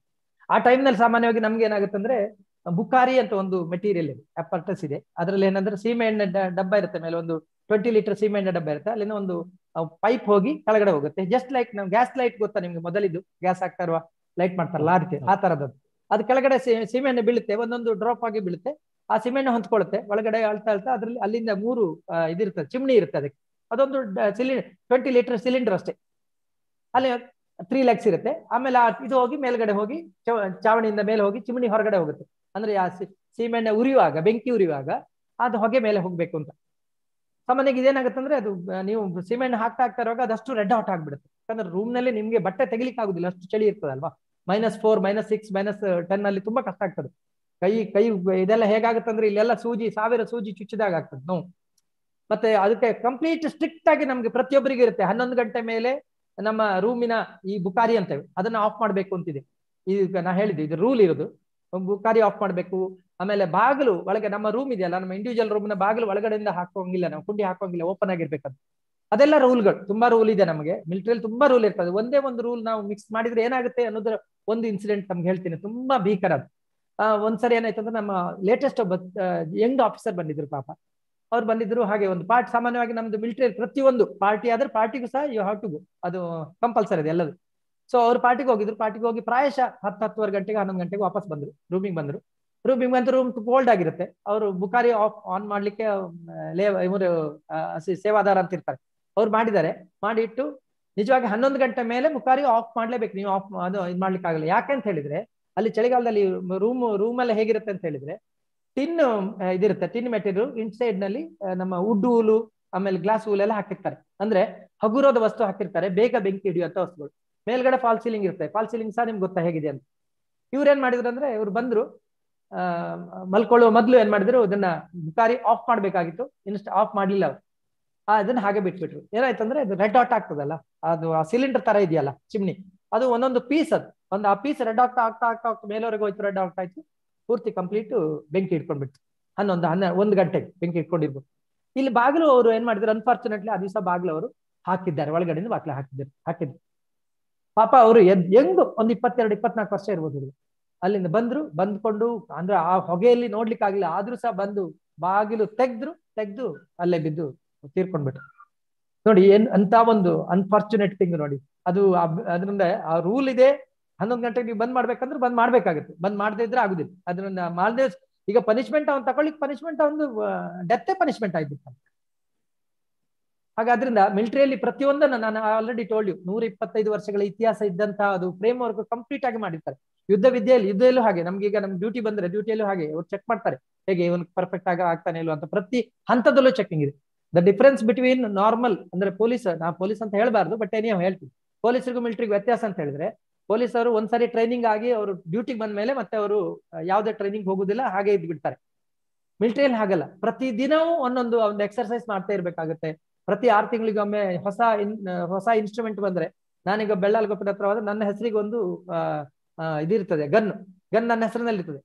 ಅದರ ನೋಡ್ಕೊಳ್ಳೋದು ನನ್ನ ಜವಾಬ್ದಾರಿ. ಪ್ರತಿ 6 ತಿಂಗಳಿಗೊಮ್ಮೆ ಅದ್ರಲ್ಲಿ ನಾನು ಇದು ಯೂಸ್ ಮಾಡ್ಬೇಕಾಗುತ್ತೆ. 2/3 ಇದನ್ನ ಮದ್ದುಗುಂಡುಗಳನ್ನ ನಾವು ಇದನ್ನ ಯೂಸ್ ಮಾಡ್ಲೇಬೇಕು. ಅದನ್ನ ಹಾಗೆ ಇಡ್ಲಿಕ್ಕಿಲ್ಲ, ಈ ತರ ಅಬ್ಸಲ್ಯೂಟ್ ಆಗುತ್ತೆ. ಅದರಿಂದ ಇವೆಲ್ಲ ನಿರಂತರತೆ ಅಂತ ಹೇಳೋದಕ್ಕೆ ಒಂದು ದೃಷ್ಟಾಂತ ಮಿಲಿಟರಿ ಅಂತ ಹೇಳೋದು ಪ್ರತಿಯೊಂದಕ್ಕೂ. ಅದರಿಂದ ಅದೇ ಮುಂದುವರ್ಸ್ಕೊಂಡು ಬಂದ್ಬಿಡ್ತಾರೆ ಅವ್ರು. ಮಿಲಿಟರಿ ಅವರೆಲ್ಲ ನೀವ್ ಎಣಿಸ್ಕೊಳ್ಬೋದು, ಮಿಲಿಟರಿ ಆಗ್ಲಿ ಚುರುಕಾಗಿರ್ತಾರೆ, ಅದೊಂದು ರೀಸನ್. ಅವ್ರ ಜೀನನ್ನೇ ಚೇಂಜ್ ಮಾಡ್ತಿರ್ತಾರೆ, ಅವ್ರು ರಕ್ತವನ್ನು change ಮಾಡಿಬಿಟ್ಟಿರ್ತಾರೆ. So we have another question, Shweta. Yes, Shweta, can you please unmute and you can ask the question. ನಮಸ್ತೆ ಸರ್. ನಮಸ್ತೆ. ತುಂಬಾ ಹೆಮ್ಮೆ ಆಗ್ತಿದೆ ಸರ್ ನಿಮ್ಮ ಹತ್ರ ಮಾತಾಡ್ಲಿಕ್ಕೆ. Thank you. ನನ್ನ ಪ್ರಶ್ನೆ ಏನಂದ್ರೆ, ಈಗ ಕಾರ್ಗಿಲ್ ವಾರ್ ಎಲ್ಲ ಆದ್ಮೇಲೆ ಎಲ್ಲ ಕಡೆ ಸುದ್ದಿ ಆಗ್ತಿದೆ. ಅಂದ್ರೆ ಎಲ್ಲರೂ ಅದೊಂದು ದೊಡ್ಡ ವಿಷಯ ಸರ್, ದೊಡ್ಡ ವಾರ್ ಅದು ನಾವು ಈವರೆಗೆ ನೋಡಿದ್ರಲ್ಲಿ. ಆ ವಾರ್ ಆಗುವಾಗ ನಿಮ್ಮ ಮನಸ್ಥಿತಿ ಹೇಗಿರ್ತದೆ ಅಂತ ನಮ್ಗೆ ಯೂಗಿಸಿಕೊಳ್ಳಿಕ್ಕೆ ಆಗ್ತದೆ. ಅಷ್ಟು ಟೆರರ್ ಆಗಿರ್ಬೋದು ಅದು ಆದ್ಮೇಲೆ ಸರ್, ಆಫ್ಟರ್ ಕಾರ್ಗಿಲ್ ವಾರ್ ನೀವು ನಿಮ್ಮ ಮನೆಗೆ ಹೋದಾಗ ಅಲ್ಲಿ ಆ ಮನೆಯವರು ಕೊಟ್ಟ ನಿಮ್ಗೆ ಆ ರೆಸ್ಪಾನ್ಸ್, ಆಮೇಲೆ ಆಗ ನಿಮ್ಮ ಮೆಂಟಾಲಿಟಿ ಹೇಗಿತ್ತು ಸರ್? ಇದಕ್ಕೆ ಈಗ ಒಳ್ಳೆ ಕ್ವಶನ್ ಕೇಳಿದ್ರ. ನಾನು ಇದಕ್ಕೊಂದು ಇನ್ಸಿಡೆಂಟ್ ನಾನು ನಮ್ಗೆ ಹೇಳ್ಬೇಕು. ಮಧ್ಯೆ ಒಂದ್ಸರಿ ನಮ್ಗೆ ರಜೆಯಲ್ಲಿ ಮನೆಗೆ ಬರ್ಬೇಕಾಯ್ತು. ಮನೆಗೆ ಬಂದಾಗ ಮನೇಲಿ ಹಾಗೆ ಮಕ್ಕಳು ಅವರೇ ಅದು ಸಣ್ಣ ಚೆಕ್ಕವನಾಗ ಒಂದು 2 ಅಥವಾ 3 ವರ್ಷ ಇರ್ಬೋದು ಅವನಿಗೆ ಗೊತ್ತಿಲ್ಲ ವಾರ ಅಂದ್ರೆ ಏನೋ ಗೊತ್ತಿಲ್ಲ, ನಿಮ್ಮಂದ್ರೆ ಏನು ಗೊತ್ತಿಲ್ಲ. ಆದ್ರೂ ಅವನು ಒಂದು ಚಿಕ್ಕವನು ತನ್ನ ಹತ್ರ ಒಂದು ಗನ್ ಅನ್ನು ತಕೊಂಡು ಎಳ್ಕೊಂಡ್ ಬಂದು ನನಗೆ ಕೊಡ್ತಾನೆ. ಪಾಪ ಇದನ್ನ ನೀನ್ ತಕೊಂಡು ಯೂಸ್ ಮಾಡು, ಎಲ್ಲ ಇವ್ರನ್ನ ಆಗ ಹಿಂದಿ ಮಾತಾಡ್ತಿದ್ದ, ಸಬ್ಕೋ ಮಾರ್ಕೆ ಆಜಾವ್ ಅಂತ ಹೇಳ್ತಾನೆ. ಇದೆಲ್ಲ ಇದೆಯಲ್ಲ, ಕೆಲವೊಮ್ಮೆ ನಮ್ಗೆ ಅಲ್ಲಿ ಕೂತ್ಕೊಂಡಾಗ ಸಹ ನೆನಪಾಗುತ್ತೆ, ಮನೆಯವ್ರ ನೆನಪಾಗುತ್ತೆ, ಎಲ್ಲ ಹೌದು. ಆದ್ರೆ ನಮ್ಮ ಡ್ಯೂಟಿ ಅಲ್ವಾ, ಆಗ ಡ್ಯೂಟಿಯಿಂದ ನಮ್ಮ ಈ ನಿರಂತರ ಡ್ಯೂಟಿ ಮಾಡಿ ಅಥವಾ ನಮ್ಮನ್ನ ಟ್ರೈನಿಂಗ್ ಮಾಡಿ ತರಬೇತಿ ಮಾಡಿ ಆ ಲೆವೆಲ್ಗೆ ತಂದಿರ್ತಾರೆ. ಅದರಿಂದ ಮನೆಯವ್ರ ವಿಷಯ ಇದ್ದೇ ಇರುತ್ತೆ. ಅದಕ್ಕೆ ಫಸ್ಟ್ ನಮ್ಮ ಡ್ಯೂಟಿ ಅಂತ ಅನ್ಸುತ್ತೆ. ಖುಷಿ ಆಗ್ತದೆ, ಇದೆಲ್ಲ ಹೆಮ್ಮೆ ಆಗ್ತದೆ. ಈಗಂತೂ ನಮ್ಗೆ ಪ್ರತಿಯೊಂದು ರಿಯಲಿ ನಮ್ಮ ರಾಜಮೋಹನ್ ಸರ್ ಆಗ್ಲಿ, ಇವರಾಗ್ಲಿ, ರಾಮಕೃಷ್ಣ ಮಿಷನ್ ಆಗ್ಲಿ ಕೊಟ್ಟ ಮೇಲೆ ನಮ್ದು ಈ ಬಹಳಷ್ಟು ವಿಷಯಗಳ ಇವರಿಂದ ಸಹ ಕಲ್ತ್ಕೊಂಡೆ. ಸೊ ಜೀವನದಲ್ಲಿ ಒಂದು ತೃಪ್ತಿ, ಇಂಥ ಕೆಲಸ ನಾವು ಮಾಡ್ಕೊಂಡು ಬಂದ್ವಿ ಅನ್ನೋದೊಂದು ತೃಪ್ತಿ ಸಿಗ್ತದೆ. Thank you sir. Thank you sir. One more question sir. Actually ಈಗಿನ ಯೂತ್ ಅನ್ನ ನೀವು ನೋಡ್ಬೇಕು ಅಂತಿದ್ದಾಗ ಎಲ್ಲೋ ಒಂದ್ ಕಡೆ ಸ್ವಲ್ಪ ದಾರಿ ತಪ್ಪಿದೆ ಅಂತ ನಿಮ್ಗೆ ಅಂದ್ರೆ we feel that, okay, I mean before that, like when it comes to nationalism, we have a lot of things, and ನೀವು ನೋಡಿ ತುಂಬಾ ಜನ you can go for army. ಈಗಿನ ಯೂತ್ ಎಲ್ಲೋ ಒಂದ್ ಕಡೆ like they are not into that. Somewhere extent, most of the people will say that ಅವರು ಇಲ್ಲ ಮೊದಲಿನ ತರ ಇಲ್ಲ, use are getting change, modern ಆಗಿರ್ತಾರೆ, ಅವರ ಥಾಟ್ಸ್ ಗಳು ಚೇಂಜ್ ಆಗಿದೆ, ದೇಶಭಕ್ತಿ ಸ್ವಲ್ಪ ಕಮ್ಮಿ ಇದೆ ಅಂತ. ಸೊ ನಿಮ್ದು ಈ ತರ ಅನಿಸುತ್ತೆ ಸರ್? ನಿಮ್ದೇನು ಈ ಒಂದು ವಿಷಯದ ಬಗ್ಗೆ ಕಮೆಂಟ್ ಸರ್? ಒಳ್ಳೆ ವಿಷಯ ಕೇಳಿದ್ರಿ ನೀವು. ನಿಜವಾಗಿ ಇದೊಂದು ಜಿಜ್ಞಾಸೆ ಅಂತ ಎನ್ಸ್ಕೊಳ್ಬಹುದು ನಾವು. ಏನಾಗುತ್ತೆ ಗೊತ್ತಾ ಸರ್, ಇದೀಗ ವಿಷಯ ಅಂತ ಹೇಳಿದ್ರೆ ನೋಡಿ, ನಾವು ನೀವೇ ಚಿಕ್ಕವರು ಇರುವಾಗಿದ್ದು ಈಗ ಇರುವಾಗ ವ್ಯತ್ಯಾಸ ಎಷ್ಟಿದೆ ನೋಡ್ಕೊಳ್ಳಿ ನೀವು. ಆಗ ಹೇಗಿದೆ ಅಂದ್ರೆ ಇಲ್ಲಿ ಎಲ್ಲದೂ ಧಾವಂತದ ದಿಸೆಯಲ್ಲಿದ್ದಾವೆ. ಧಾವಂತ ಅಂದ್ರೆ ಎಲ್ಲದೂ ಸ್ಪೀಡ್. ಟೆಕ್ನಾಲಜಿ ತಗೊಳ್ಳಿ, ಅದು ಸ್ಪೀಡ್. ನಿಮ್ ಫೀಡಿಂಗ್ ಬೇಕಾದ್ರೆ ಅದು ಸ್ಪೀಡ್. ಯಾಕಂದ್ರೆ ಈಗ ನೀವು ಯಾವ್ದಾದ್ರು ಒಂದು ಬೇಕು, ನಿಮ್ಗೆ ಚಾಕು ಬೇಕು ಅಂತ ಹೇಳಿದ್ರೆ ಗೂಗಲ್ ನಲ್ಲಿ ಚಾಕು 1000 ತೋರಿಸ್ತದೆ, 3 ದಿವಸ ಅದನ್ನೇ ಕಂಟಿನ್ಯೂಸ್ ತೋರಿಸ್ತಾ ಇರ್ತದೆ. ಅದು ಒಳ್ಳೆದೋ ಕೆಟ್ಟದೋ ಅದಕ್ಕೆ ಸಂಬಂಧ ಇಲ್ಲ. ಅದರಿಂದ ಈಗಿನ ಮಕ್ಕಳಲ್ಲಿ ಹಾಗೆ ಆಗ್ತದೆ. ಈಗ ನಾವು ನಿಜವಾಗಿ ಹೇಳೋದಾದ್ರೆ ಇದರಲ್ಲಿ ಎಲ್ಲರ ಪಾತ್ರ ಇದೆ. ನಮ್ಮ ತಂದೆ ತಾಯಿಯರ ಪಾತ್ರ ಇದೆ, ಶಾಲೆಯಲ್ಲಿ ಪೋಷಕರು, ಪಾಲಕರು, ಪೋಷಕರು ಎಲ್ಲರ ಪಾತ್ರವೂ ಇದೆ. ಅದರಿಂದ ಈಗ ನಾವೇ ಕಲ್ತ್ಕೊಂಡು ಬಂದಿರೋದ್ರಿಂದ ನಾವೇ ಹೆಣಗಾಡ್ಬೇಕಾಗುತ್ತೆ ಈಗ. ಯಾಕಂದ್ರೆ ಧಾವಂತ ಇದೆ ಎಲ್ಲಾ ವಿಷಯದಲ್ಲಿ. ಟೈಮ್ ನಲ್ಲಿ ನೋಡಿ ಟೆಕ್ನಾಲಜಿ ಎಷ್ಟು ಮುಂದುವರೆದಿದೆ ಅಂತ ಹೇಳಿದ್ರೆ, ನಾವಲ್ಲಿರುವಾಗ PCMB 4 ಸಬ್ಜೆಕ್ಟ್ ಇತ್ತು. ಈಗ ಆ ಸಬ್ಜೆಕ್ಟ್ ಬಗ್ಗೆ ಕೇಳಲಿಕ್ಕೆ ಆಗಲ್ಲ, ಅಷ್ಟು ಜಾಸ್ತಿ ಸಬ್ಜೆಕ್ಟ್ಗಳಿವೆ, ಆಪ್ಷನ್ಗಳು ಅಷ್ಟು ಜಾಸ್ತಿ ಇವೆ. ಯಾಕಂದ್ರೆ ಅದು ಅವಶ್ಯಕತೆ ಇದೆ. ಅದರಿಂದ ಈ ದೇಶಭಕ್ತಿ, ದೇಶ ಪ್ರೇಮ ಅನ್ನೋದು ಸಹ ಈ ರೀತಿ ಕಂಪ್ಲೀಟ್ ಒಂದು ಸ್ವಲ್ಪ ಚೇಂಜ್ ಆಗ್ತಾ ಹೋಗ್ತದೆ. ಆದ್ರಿಂದ ನಾನು ಇದನ್ನು ನಿಜವಾಗಿ ಒಂದು ಆಫೀಸರ್ ಹತ್ರ ಇದೇ ಮಾತುಕತೆ ನಾವು ತುಂಬಾ ಮಾತಾಡ್ಕೊಂಡಿದ್ದೀವಿ. ತುಂಬಾ ರಾಮಕೃಷ್ಣ ಮಿಷನ್ ಬಂದ್ಮೇಲೆ ಒಳ್ಳೊಳ್ಳೆ ನಮ್ಗೆ ತುಂಬಾ ಒಳ್ಳೊಳ್ಳೆ ಲೆವೆಲ್ನವ್ರಿಗೆ ಮಾತಾಡ್ಲಿಕ್ಕೆ ಸಿಗ್ತದೆ. ಅವ್ರು ಅದೇ ಹೇಳ್ತಾ ಇದಾರೆ, ನಾವು ಆ ರೀತಿ ಎನ್ಸ್ಕೊಳ್ಬಾರ್ದು. ನಾನು ಮೊದಲು ನೀವು ಹೇಳ್ದಾಗೆ ಎನ್ಸ್ಕೊಂಡಿದ್ದೆ ಹಾಗಿರ್ಬೋದು ಅಂತ. ಅವ್ರು ಹಾಗೆ ಇಲ್ಲ ಸರ್, ನಾವು ಚೇಂಜ್ ಆಗ್ಬೇಕು. ಯಾಕಂತ ಹೇಳಿದ್ರೆ ಈಗ ಒಂದು ಕನ್ಸೆಪ್ಟ್ ಇದೆಯಲ್ಲ, ಆ ಕನ್ಸೆಪ್ಟ್ ನಿಧಾನವಾಗಿ ಬದಲಾಗ್ತಾ ಇದೆ. ನಾನು ಒಂದು ಇನ್ಸಿಡೆಂಟ್ ಹೇಳ್ತೀನಿ, ವಿಷಯ ಹೇಳ್ತೀನಿ, ಇದಕ್ಕೆ ಗೊತ್ತಾಗುತ್ತೆ ನಿಮ್ಗೆ. ಒಂದು ಬಾಂಬೆಯಲ್ಲಿ ಇದೆ, ನೀವು ಹೇಳಿದ ಹಾಗೆ ಒಂದು ಎಜುಕೇಶನ್ ಸಿಸ್ಟಮ್ನವರು ಒಂದು ದೊಡ್ಡ ಒಂದು ಯಂಗ್ಸ್ಟರ್ಸ್ಗೋಸ್ಕರ ದೊಡ್ಡ ಒಂದು ಪ್ರೋಗ್ರಾಮ್ ಮಾಡಿದ್ರಂತೆ. ಆ ಪ್ರೋಗ್ರಾಮ್ ನಲ್ಲಿ ದೊಡ್ಡವರೆಲ್ಲ ಬರ್ತಾರೆ, ಸ್ಕಾಲರ್ಸ್ ಬರ್ತಾರೆ, ಆಮೇಲೆ ರಾಜಕೀಯ ಇವರು ಬರ್ತಾರೆ, ದಿಗ್ಗಜರು ಬರ್ತಾರೆ, ರಿಟೈರ್ಡ್ ಪ್ರೊಫೆಸರ್ಸ್, ಅವರೆಲ್ಲ ಎಲ್ಲಾ ಲೆವೆಲ್ ಸೈಂಟಿಸ್ಟ್ ಎಲ್ಲ ಬರ್ತಾರೆ. ಹಾಗೆ ವಿದ್ಯಾರ್ಥಿಗಳು 1 ಲಕ್ಷ ಬರ್ಬೋದು ಅಂತ ಅವರ ಆಲೋಚನೆ ಇತ್ತು. 1 ಲಕ್ಷ ವಿದ್ಯಾರ್ಥಿಗಳು ಎಲ್ಲ ಒಟ್ಟು ಸೇರಿ ಆ ಪ್ರೋಗ್ರಾಮ್ ಸ್ಟಾರ್ಟ್ ಮಾಡ್ತಾರೆ. ಸ್ಟಾರ್ಟ್ ಮಾಡಿದ ಕೂಡಲೇ ಅಂದ್ರೆ ಸ್ಟಾರ್ಟ್ ಮಾಡ್ಕೊಂಡು ಹೋಗ್ತಾರೆ, ಅವರಷ್ಟಿಗೆ ಅವ್ರು ಮಾಡ್ತಾ ಇದ್ದಾರೆ. ಬಟ್ ಆಯೋಜಕರಿಗೂ ಸಹ ಪ್ರಾಬ್ಲಮ್ ಆಗಾಯ್ತು. ಯಾಕಂತ ಹೇಳಿದ್ರೆ ಮಕ್ಕಳು ಅವರಷ್ಟಕ್ಕೆ ಅವರು ಬೇರೆ ವಿಷಯಗಳತ್ತ ಗಮನ ಹರಿಸ್ಕೊಳ್ಳಿಸ್ಕೊಂಡು ಮಾತಾಡಿದ್ರು. ಸ್ಟೇಜ್ ಮೇಲೆ ಯಾರು ಮಾತಾಡ್ತಾ ಇದ್ರು ಅವ್ರ ಬಗ್ಗೆ ಇಲ್ಲ, ಮೇ ಬಿ ಇವರ ಮಕ್ಕಳ ಲೆವೆಲ್ಗೆ ಬೇಕಾಗಿರೋ ವಿಷಯನ ಅವ್ರು ಕೊಡದೇ ಇದ್ದಿರ್ಬೋದು. ಆದ್ರಿಂದ ಅವ್ರ ಇಂಟ್ರೆಸ್ಟ್ ಆ ಕಡೆ ಹೋಗಿರ್ಬೋದು. ಯಾಕಂದ್ರೆ ಗವರ್ಮೆಂಟ್ ಇದರಲ್ಲಿ ಎಜುಕೇಶನ್ ಸಿಸ್ಟಮ್ ನಲ್ಲೂ ಹಾಗೈತೆ, 45 ಮಿನಿಟ್ ಮಾತ್ರ ನಾವು ಒಂದು ವಿಷಯದ ಬಗ್ಗೆ ಹೇಳ್ಬೋದು ಅಂತ. ಈಗಲೂ ಹಾಗೆ ಟೈಮ್ ಜಾಸ್ತಿ ಆಗ್ತದೆ. ಹಾಗಿರುವಾಗ ಮಕ್ಕಳು ಅವ್ರದ್ದು ಯಾವ್ದು ಕಂಟ್ರೋಲ್ ಬರಲಿಲ್ಲ, ಆಯೋಜಕರಿಗೂ ಕಂಟ್ರೋಲ್ ಬರ್ಲಿಲ್ಲ ಅಂತೆ. ಮತ್ತೆ ಒಬ್ಬ ರಾಜಕೀಯ ವ್ಯಕ್ತಿಗಳು ಸಹ ಬಂದು ಹೇಳಿದ್ರು, ನಾನು ಹೇಳ್ತಾ ಇದ್ದೇನೆ ಸುಮ್ಮನೆ ಅಂತ. ಯಾವ ಮಕ್ಕಳು ಏನೂ ಮಾತಾಡ್ಲಿಲ್ಲ, ಗಲಾಟೆ ಅವ್ರು ನಿಲ್ಲಿಸ್ಲೇ ಇಲ್ಲ ಅಂತ. ಆದ್ರೆ ಆ ವಿಷಯ ಆದ ಒಂದು 5 ನಿಮಿಷದಲ್ಲಿ ಒಮ್ಮೆ ಪೂರ್ತಿ ಇಡೀ ಸಭೆ ಸೈಲೆಂಟ್ ಆಗ್ಬಿಡ್ತದೆ. ಸೈಲೆಂಟ್ ಆಗ್ಬಿಡ್ತು. ಏನು ಅಂತ ನೋಡಿದ್ರೆ ನಿಮ್ಗೆ ಗೊತ್ತಿರ್ಬೋದು, ಇದ್ರದ್ದು ನಮ್ಮ ಸಂದೀಪ್ ಉನ್ನಿಕೃಷ್ಣನ್ ಅವರ ತಂದೆ ತಾಯಿಗಳು ಸ್ಟೇಜ್ ಮೇಲೆ ಬಂದು, ಆ ತಂದೆ ತಾಯಿಗಳು ಸ್ಟೇಜ್ ಮೇಲೆ ಬಂದದ್ದ ತಡ ಇಡೀ ಪಿನ್ ಡ್ರಾಪ್ ಸೈಲೆನ್ಸ್ ಆಯ್ತು. ನೀವು 2 ವಿಷಯ ಇದ್ರಲ್ಲಿ ನಾವು ನೆನ್ಪಿಟ್ಕೊಳ್ಬೇಕು. ಸಂದೀಪ್ ಉನ್ನಿಕೃಷ್ಣನ್ ಯಾರು, ಅವರ ತಂದೆ ತಾಯಿ ಅವರು ಯಾರು, ಅವರ ತಂದೆ ತಾಯಿ ಯಾರು ಅಂತ ಪ್ರತಿ ಮಕ್ಕಳಿಗೂ ಗೊತ್ತಿದೆ. ನೀವ್ ಎನ್ಸ್ಕೊಳ್ಳೋದಾದ್ರೆ ಅವ್ರು ಫಸ್ಟ್ ಹಾಗೆ ಆಯ್ತಂತೆ. ಅವರದ್ರಲ್ಲಿ ಈಗಿನ ಮಕ್ಕಳು ಏನು ಪ್ರಯೋಜನ ಇಲ್ಲ, ಅವರಿಗೆ ರಾಷ್ಟ್ರಭಕ್ತಿ ಇಲ್ಲ, ದೇಶಭಕ್ತಿ ಇಲ್ಲ, ಅದಿಲ್ಲ ಅದೇ ಅಂತ ಎನ್ಸ್ಕೊಂಡು ಗುಸ್ಗುಸ್ ಎಲ್ಲ ಮಾಡ್ಕೊಂಡಿದ್ರು. ಈ ಪ್ರೋಗ್ರಾಮೇ ರಾಂಗ್ ಅಂತ ಎನ್ಸ್ಕೊಂಡಿದ್ರಂತೆ ಸೀನಿಯರ್ಸ್ ಗಳೆಲ್ಲ. ಆದ್ರೆ ಇವರು ಸಂದೀಪ್ ಉನ್ನಿಕೃಷ್ಣನ್ ಅವರ ತಂದೆ ತಾಯಿ ಬಂದ ಕೂಡಲೇ ಹೇಗೆ ಸೈಲೆಂಟ್ ಆದ್ರು ಅಂದ್ರೆ ಅವರು ಲೇಟೆಸ್ಟ್ ಡೆವಲಪ್ಮೆಂಟ್, ಲೇಟೆಸ್ಟ್ ಯಾರು ಏನು ಮಕ್ಕಳಿಗೆ ಕರೆಕ್ಟ್ ಆಗಿ ಗೊತ್ತಿದೆ. ಒಂದು ಪಾಯಿಂಟ್ ನಂಬರ್ 1 ಅಲ್ವಾ. ಅವ್ರಂದ್ರೆ ಆ ಲೇಟೆಸ್ಟ್ ಅವಶ್ಯಕತೆ ಎಷ್ಟಿತ್ತು ಅಷ್ಟಕ್ಕೆ ಸರಿಯಾಗಿ ಅವರು ತಮ್ಮನ್ನು ತಾವು ಕೋಪ್ ಮಾಡ್ಕೊಂಡಿದ್ರು. ಆಮೇಲೆ ಸಂದೀಪ್ ಉನ್ನಿಕೃಷ್ಣ ಬಂದು ನಿಂತ್ಕೊಂಡ್ರು ಕೂಡಲೇ ಅವ್ರು ಹೇಳಿದ್ರಂತೆ, ನೋಡಿ ನನ್ನ ಮಗ ದೇಶಕ್ಕಾಗಿ ತನ್ನ ಪ್ರಾಣವನ್ನು ತೆಕ್ಕೊಂಡ. ನಾನು ಗಂಡ ಹೆಂಡತಿ ನಾವು 80 ಲೆವೆಲ್ ನಲ್ಲಿ ಇದ್ದೀವಿ, ಈಗ 80 years ಲೆವೆಲ್ ನಲ್ಲಿ ಇದ್ದೀವಿ. ನಾವು ಈಗ ಬೇಕಾದ್ರೆ ನಮ್ಮ ಪ್ರಾಣ ಕೊಡ್ಲಿಕ್ಕೆ ನಾವು ರೆಡಿ ಇದ್ದೀವಿ, ಆದ್ರೆ ನೀವು ರೆಡಿ ಇದ್ದೀರಾ ಅಂತ ಕೇಳಿದ್ರಂತೆ. ಆ ಸ್ಟೇಜ್ ಅಲ್ಲಿ ಕೇಳಿದಾಗ ಕ್ಯಾನ್ ಯು ಇಮ್ಯಾಜಿನ್, 1 ಲಕ್ಷ ಮಕ್ಕಳು ಇದ್ದಾರೆ, ಪ್ರತಿಯೊಬ್ಬರು ಎಸ್ ಅನ್ನುವಂತ ಕೈ ಎತ್ತಿ ಎಸ್ ಅನ್ನುವಂತ ಒಂದು ಉತ್ತರ ಬಂತಾರೆ. ನನ್ಗೆ ನಿಜವಾಗಿ ಖುಷಿ ಆಗ್ತದೆ ಈ ವಿಷಯ ಎಲ್ಲ ಕೇಳುವಾಗ. ಮಕ್ಕಳಲ್ಲಿ ಇಲ್ಲ ಅಂತ ನಾವ್ ಎಣಿಸ್ಕೊಳ್ಳೋದಷ್ಟೇ. ಆದ್ರೆ ಈ ಧಾವಂತತೆ ಯುಗದಲ್ಲಿ ಏನೋ ಒಂದು ರೀತಿ ನಮ್ಮ ಕನ್ಸೆಪ್ಟ್, ನಾವ್ ಎಣಿಸ್ಕೊಂಡಿರೋ ಕನ್ಸೆಪ್ಟ್ ನಾವು ಬದಲು ಮಾಡ್ಬೇಕಾಗಿ ಬರ್ಬೋದು ಅಂತ ಅನ್ಸುತ್ತೆ ನಂಗೆ.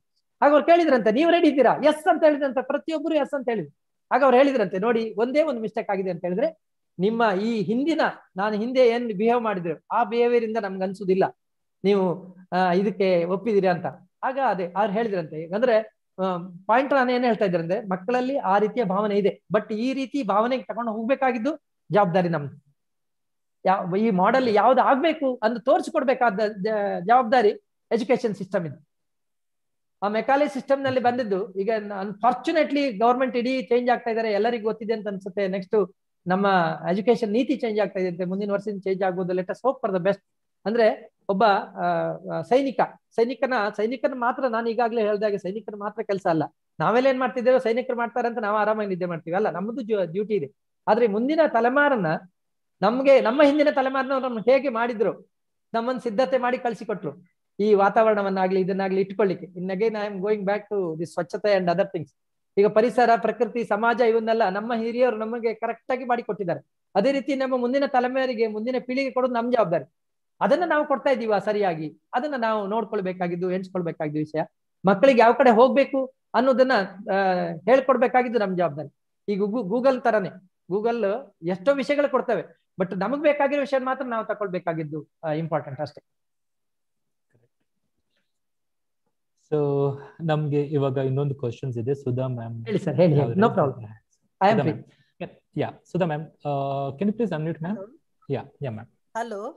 ಎಸ್. ಹಲೋ ಸರ್, ನಮಸ್ತೆ. ನಮಸ್ತೆ. ಮೊದಲನೇದಾಗಿ ಅಭಿನಂದನೆಗಳನ್ನ ಸಲ್ಲಿಸ್ತಾ ಇದ್ದೆ ನಿಮಗೆ. ಕಾರ್ಗಿಲ್ ಯೋಧರ ಜೊತೆ ಮಾತಾಡ್ತಾ ಇದ್ದೇನೆ ಅನ್ನುವಂಥದ್ದೇ ತುಂಬಾ ಹೆಮ್ಮೆಯ ವಿಷಯ ನನಗೆ. ನನ್ನ ವೈಯಕ್ತಿಕ ವಿಚಾರ ಆಗಿರ್ಬಹುದು ಸರ್, ನೀವು ಒಪ್ಪದೇ ಇರಬಹುದು, ನನ್ನ ವೈಯಕ್ತಿಕ ವಿಚಾರ ಇದು. ಬೇರೆ ಬೇರೆ ಕ್ಷೇತ್ರಗಳಲ್ಲಿ ಸಾಧನೆಗಳನ್ನ ಮಾಡಿದವರಿಗೆ ಸಿಗುವ ಪ್ರಚಾರ ಮತ್ತು ಗೌರವ ನನ್ನ ಪ್ರಕಾರ ಭಾರತೀಯ ಸೈನಿಕರಿಗೆ ಸಿಗ್ತಾ ಇಲ್ಲ ಅನ್ನುವಂತಹದ್ದು. ನಾನು ಯಾಕೆ ಈ ಮಾತನ್ನ ಹೇಳ್ತೇನೆ ಅಂತಂದ್ರೆ, ನಮ್ಮ ಒಂದು ವಿದ್ಯಾಸಂಸ್ಥೆಗಳ ವಿಷಯವನ್ನೇ ನೋಡಿ ಸರ್, ನಮಗೆ ಆ ಆಚರಣೆ, ಈ ಜಯಂತಿ ಆ ಜಯಂತಿ ಮಾಡಿ ಅನ್ನುವಂತ ಸರ್ಕ್ಯುಲರ್ ಸದಾ ಬರ್ತಾ ಇರ್ತದೆ, ನಾವು ಮಾಡ್ತಾ ಇರ್ತೇವೆ. ಆದ್ರೆ ಯಾವುದೇ ಸಂದರ್ಭದಲ್ಲಿಯೂ ಕೂಡ ಒಬ್ಬ ಯೋಧ ಎಲ್ಲ ಸರ್ವವನ್ನ ತ್ಯಾಗ ಮಾಡಿ ದೇಶಕ್ಕೋಸ್ಕರ ಅವನು ಹುತಾತ್ಮನಾದ್ರೂ ಕೂಡ ಒಂದೇ ಒಂದು ದಿನ ನೀವು ಈ ಯೋಧನಿಗೋಸ್ಕರ ಈ ದಿನ ಒಂದು ಮೌನ ಪ್ರಾರ್ಥನೆ ಮಾಡಿ, ಅಥವಾ ಈ ದಿನ ಕಾರ್ಗಿಲ್ ದಿವಸ ಆಚರಣೆ ಮಾಡಿ ಅನ್ನೋ ಒಂದು ಸರ್ಕ್ಯುಲರ್ ಕೂಡ ಬಂದದ್ದು ನಾನು ನೋಡ್ಲಿಲ್ಲ. ಸೊ ನನ್ನ ವೈಯಕ್ತಿಕ ಅಭಿಪ್ರಾಯ, ನಿಮಗೆ ಆ ರೀತಿಯ ಅನಿಸ್ತಿಲ್ವಾ? ಖಂಡಿತ ಮೇಡಮ್, ನೀವು ಹೇಳಿದ್ದು ಬಿಲ್ಕುಲ್ ಕರೆಕ್ಟ್. ಆದ್ರೆ ಒಂದು ವಿಷಯ ನಾನು ಹೇಳಲಿಕ್ಕೆ ಇಷ್ಟಪಡ್ತೀನಿ. ಈಗ ನಾನೀಗ 1999ರಲ್ಲಿ ಇದು ನಮ್ದು ಇದು ಮುಗ್ದ ಮೇಲೆ, ಯುದ್ಧ ಮುಗ್ದ ಮೇಲೆ ವಾಪಸ್ ಬರುವಾಗ, ನಾವು ಟ್ರೈನಿಂಗ್ ನಲ್ಲಿ ಬರ್ತಾ ಇರುವಾಗ ನಾರ್ತ್ ಸೈಡ್ ನಲ್ಲಿ ತುಂಬಾ ವಿಷಯ ನೋಡ್ಕೊಂಡು, ಎಲ್ಲ ನಗಾರಿ ಬೇರಿ ಇದನ್ನೆಲ್ಲ ತಗೊಂಡ್ ಬಂದಿದ್ರು, ಅವ್ರನ್ನ ಕರ್ಕೊಂಡು ಹೋಗ್ಲಿಕ್ಕೆ. ನಮ್ಮ ಜೊತೆಗೆ ಬಂದ ನಮ್ಮ ಕಲೀಗ್ಸ್ ನ ಕರ್ಕೊಂಡು ಹೋಗ್ಲಿಕ್ಕೆ ಇಡೀ ಊರವರು ಇದು ಮಾಡ್ಕೊಂಡು ಸಂಭ್ರಮ ಮಾಡ್ಕೊಂಡು ಬಂದಿದ್ರು, ಒಳ್ಳೆ ಮೆರವಣಿಗೆ ಹೊರಟಾಗಿ. ಆದ್ರೆ ನಾನು ಆಸ್ ಇಟ್ ಈಸ್ ಇಲ್ಲಿದ್ದೆ. ಪ್ರಾಯಶಃ ನನ್ಗನ್ಸುತ್ತೆ ಕರ್ನಾಟಕದಲ್ಲೂ ಅಥವಾ ದಕ್ಷಿಣ ಕನ್ನಡದಲ್ಲೂ ಇದು ಕಮ್ಮಿ ಇರಬಹುದು ಅಂತ ಅನ್ಸುತ್ತೆ. ಇದಕ್ಕೆ ಕಾರಣ ಏನು ಅಂತ ಹೇಳಿದ್ರೆ, ಇಲ್ಲಿ ನಾರ್ತ್ ಸೈಡ್ ನಲ್ಲಿ ಮ್ಯಾಕ್ಸಿಮಮ್ ಜನ ಹೋಗ್ತಾರೆ. ಈಗ ಹರಿಯಾಣ, ಪಂಜಾಬ್ ಇಲ್ಲೆಲ್ಲ ಸಿಕ್ಕಾಪಟ್ಟೆ ಜನ ಹೋಗಿರ್ತಾರೆ. ಈಗ ತಮಿಳ್ನಾಡು ಹೋಗ್ತಾರೆ. ಕರ್ನಾಟಕದಲ್ಲಿ ಅಂತೂ ಅದು ಎಸ್ಪೆಷಲಿ ಉಡುಪಿ, ಕುಂದಾಪುರ ಇಲ್ಲೆಲ್ಲ ತುಂಬಾ ಕಮ್ಮಿ. ಯಾಕಂದ್ರೆ ನಾನು 25 ವರ್ಷ ನನ್ನ ಸರ್ವಿಸ್ ನಲ್ಲಿ ಮಂಗಳೂರಿನವರು ಅಥವಾ ನಮ್ಮ ಊರಿನವರು ಅಂತ ನೋಡ್ಕೊಂಡಿರೋದು 1-2 ಆಫೀಸರ್ ಮಾತ್ರ.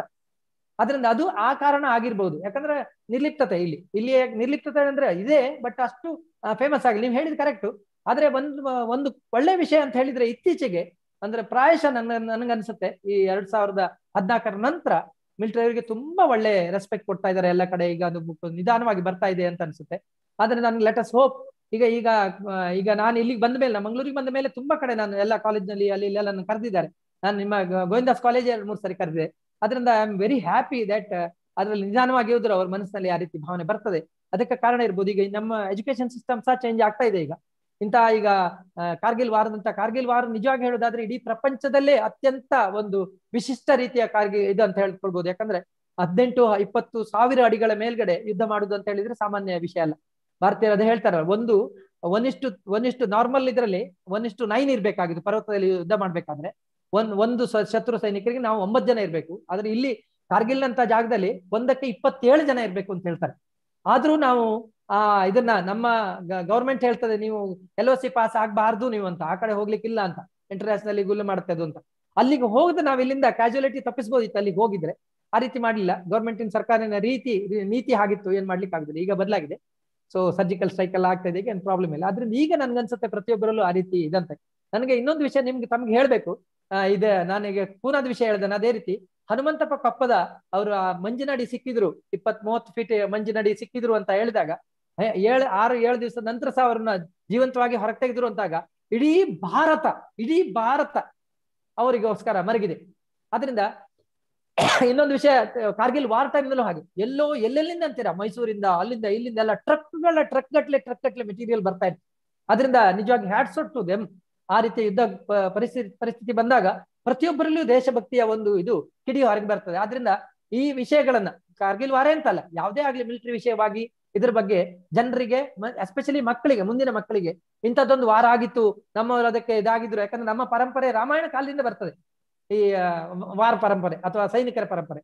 ಆದ್ರಿಂದ ಇವನು 2600 ವರ್ಷಗಳ ಹಿಂದೆ ಇವನು ಚಾಣಕ್ಯ ಹೇಳ್ತಾರೆ, ಸೈನಿಕ ಅಂತ ಹೇಳಿದ್ರೆ ಯಾರು? ಸೈನಿಕ ರಾಜ್ಯ ಬೊಕ್ಕಸಕ್ಕೆ ದುಡ್ಡು ಹಣ ತಂದು ಹಾಕುದಿಲ್ಲ, ಅಥವಾ ರೈತರಿಗೆ ಏನಾದ್ರು ಇದು ಮಾಡಿಕೊಳ್ಳುದಿಲ್ಲ. ಆದ್ರೆ ಅವ್ನು ಮಾಡ್ಕೊಳ್ತಾ ಇರೋದೇನಂದ್ರೆ ತನ್ನ ಕಣ್ಣಲ್ಲಿ ಎಣ್ಣೆ ಇಟ್ಟು ಇಲ್ಲಿ ಆಗ್ಬೇಕಾದ ಕೃಷಿ ಅಥವಾ ಕೆಲಸ, ಯಜ್ಞಾಗಾದಿಗಳು, ಆಗಲೇ ಯಜ್ಞಾಗಾದಿತ್ತು, ಅದೆಲ್ಲ ಸುಸೂತ್ರವಾಗಿ ನೆರವೇರಿಸಿದ ರೀತಿಯಲ್ಲಿ ಮಾಡ್ಬೇಕಾಗಿದ್ದು. ಕಣ್ಣಿಗೆ ಎಣ್ಣೆ ಇಟ್ಕೊಂಡು ಅವನು ತನ್ನ ಗಡಿ ಕಾಯುವುದರಿಂದ ಅದೆಲ್ಲ ಕಾಯುವುದರಿಂದ ಆಗತ್ತೆ ಅಂತ ಹೇಳ್ತಾರೆ. ಅದರಿಂದ ಸೈನಿಕರ ಕೆಲಸ ಆದ್ರೆ ಅದು ನಿಜವಾಗಿ ನೀವು ಹೇಳಿದ ಕರೆಕ್ಟ್ ಇಲ್ಲ ಅಂತ ಆದ್ರೆ, ಬಟ್ ಈಗ ಸ್ವಲ್ಪ ಇಂಪ್ರೂವ್ ಆಗ್ತಾ ಇದೆ. ಲೆಟ್ ಅಸ್ ಹೋಪ್ ನೆಕ್ಸ್ಟ್ ಇದು ನಮ್ಮ ಎಜುಕೇಶನ್ ಸಿಸ್ಟಮೇ ಚೇಂಜ್ ಆಗ್ತಾ ಇತ್ತು, ಅದರಲ್ಲಾದ್ರೂ ಇದಕ್ಕೆ ಇದಿರ್ಬೇಕು ಅಂತ. ಯಾಕಂದ್ರೆ ಎರಡನೇ ಮಹಾಯುದ್ಧ ಅಲ್ಲ, ಮೊದಲನೇ ಮಹಾಯುದ್ಧದಿಂದ ನಮ್ಮ ಸೈನಿಕರು, ನಮ್ಮ ಮಿಲಿಟರಿ ಅವರು, ನಮ್ಮ ನಾಗರಿಕರು ಕೆಲಸ ಮಾಡಿದ್ರು, ಮಿಲಿಟರಿಯಲ್ಲಿ ಕೆಲಸ ಮಾಡಿದ್ರು, ಸೈನಿಕರು ಇದ್ರು ಅಂತ. ಆದ್ರೆ ಅದು first world war, second world war ಅಲ್ಲಿ ಒಂದು ಲೆಕ್ಕದಲ್ಲಿ ಹೇಳೋದಾದ್ರೆ ವಿನ್ ಆಗ್ಲಿಕ್ಕೆ ಕಾರಣವೇ ಭಾರತೀಯ ಸೈನ್ಯ ಇತ್ತು. ಆದ್ರೆ ಅದು ಅನ್ಫಾರ್ಚುನೇಟ್ಲಿ ಏನಾಯ್ತು, ನಮ್ಮ ಸ್ವಾತಂತ್ರ್ಯ ಸಿಕ್ಕಿದ ಮೇಲೆ ನಾವು ಮರ್ತೇ ಬಿಟ್ವಿ. ಬ್ರಿಟಿಷರಂತೂ ಮರ್ತೇ ಬಿಟ್ರು, ನಮ್ಮವರು ಮರ್ತು ಬಿಟ್ರು. ಕಾರಣ ಪ್ರಾಯಶಃ ಭಾರತ ಇಂಟರ್ನ್ಯಾಷನಲ್ ಲೆವೆಲ್ ನಲ್ಲಿ ಶಾಂತಿಪ್ರಿಯ ರಾಷ್ಟ್ರ, ಅದು ಎರಡು ವರ್ಲ್ಡ್ ವಾರ್ ನಲ್ಲಿ ಯುದ್ಧದಲ್ಲಿ ಅವರ ಸಹಾಯ ಮಾಡಿತು ಅಂತ ಹೇಳಿದ್ರೆ ನಮ್ಮ ಶಾಂತಿಪ್ರಿಯತೆಗೆ ಏನಾದ್ರು ಧಕ್ಕ ಬರ್ಬೋದು ಅಂತ ಎಣಿಸ್ಕೊಂಡಿರ್ಬೋದು ಅವರು. ಅದರಿಂದ ಅನ್ಫಾರ್ಚುನೇಟ್ ಥಿಂಗ್ ಅಂತ ಹೇಳಿದ್ರೆ ಒಂದೇ ಒಂದು ಅದರಲ್ಲಿ ತಮ್ಮ ಹುತಾತ್ಮರಾದವ್ರದ್ದು ಸಹ ಏನು ವಿಷಯ ಎಲ್ಲೂ ಬರ್ದಿಲ್ಲ. ಅದನ್ನ ಲೆಟ್ ಅಸ್ ಹೋಪ್ ಈಗ ಒಳ್ಳೇದು ವಿಷಯ ಅಂತ ಹೇಳಿದ್ರೆ, ನಾನೇ ಅದಕ್ಕೆ ಇದು ರೀಸನ್ ನನಗೆ ಗೊತ್ತಾಗ್ತದೆ. ಎಲ್ಲ ನೀವೆಲ್ಲ ಕೊಡುವ ರೆಸ್ಪೆಕ್ಟ್ ಇದೆಲ್ಲ ಅಂದ್ರೆ ನಂಗೆ ತುಂಬಾ ಖುಷಿ ಆಗ್ತದೆ. ನಾನು ಆಸ್ ಎ ಸೈನಿಕ ಆಗಿ ನಾನು ಹೇಳಿದೆ ಆಗ್ಲೇ, ನಾನು ಅದಂತೂ ಮಹಾಸಾಗರದ ನಮ್ಮ ಒಂದು ಡ್ರಾಪ್ಲೆಟ್ ಅಷ್ಟೇ, ಆದ್ರೂ ಸಹ ಅದನ್ನ ಅವರ ಬಿಹಾಫ್ ಆಗಿ ನಾನು ತಗೊಳ್ತಾ ಇದ್ದೀನಿ, ನಿಮ್ ರೆಸ್ಪೆಕ್ಟ್ ಅಲ್ಲ. Thank you very much. So nice sir.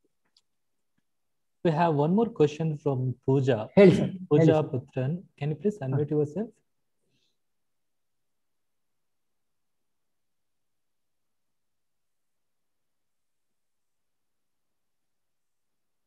Pooja, would you like to ask the question? You have raised the hand.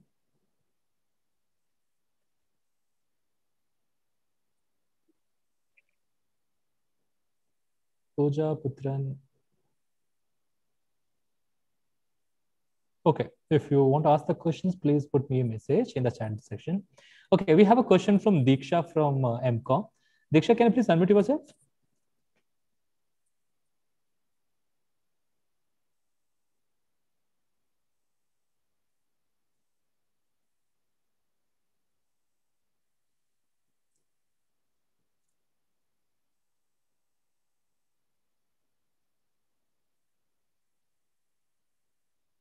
Okay.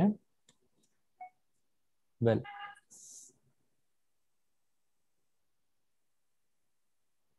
Okay. Well. So Satish Sadanand sir has raised the hand.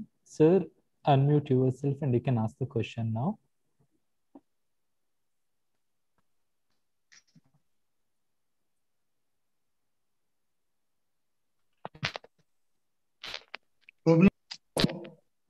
ನಮಸ್ಕಾರ sir. Sir ನಮಸ್ತೆ sir. ನಮಸ್ಕಾರ sir, ತಮ್ಗೆ ಶುಭಾಶಯಗಳನ್ನು ಹೇಳ್ತಾ ಇದ್ದೇನೆ ಪ್ರಥಮವಾಗಿ. Thank you sir. Thank you on behalf of Indian military. ಒಂದು question sir. ಯಾಕೆ ಹೇಳಿದ್ರೆ ನಾವು ಇಂಡಿಪೆಂಡೆನ್ಸ್ ಸಿಕ್ಕಿದ ನಂತರ ಹಲವಾರು ಯುದ್ಧಗಳನ್ನು ನಾವು ನೋಡಿದ್ದೇವೆ. ಹೌದು ಸರ್. ಈ ಕಾರ್ಗಿಲ್ ಎನ್ನುವಂಥದ್ದೊಂದು ವಿಶೇಷವಾದ ಒಂದು ಪರಿಸ್ಥಿತಿಯಲ್ಲಿ ಆದಂತ ಒಂದು ಯುದ್ಧ. ಹೌದು ಸರ್. ಸರ್, 1971ರಲ್ಲಿ ಬಾಂಗ್ಲಾದ ಈಗಿನ ಏನು ಬಾಂಗ್ಲಾ ಇದೆ, ಪಾಕಿಸ್ತಾನದೊಟ್ಟಿಗೆ ಆಗ ಪೂರ್ವ ಪಾಕಿಸ್ತಾನ ಇತ್ತು. ಹೌದು ಸರ್. ತಾವು ಈ ಅವತ್ತಿನ ಯುದ್ಧಕ್ಕೂ ಮತ್ತು ಕಾರ್ಗಿಲ್ ವಾರಿಗಿದ್ದಂತ ಒಂದು ವ್ಯತ್ಯಾಸ ತಮ್ಗೆ ಅನಿಸಿದ್ರೆ ಅದ್ರ ಬಗ್ಗೆ ಒಂದು ಬೆಳಕು ಚೆಲ್ಬಹುದಾ ಸರ್? ಇನ್ನೊಂದು ವಿಚಾರ ನಂಗೆ ನಿಮ್ಮಲ್ಲಿ ಕೇಳಬೇಕಿತ್ತು.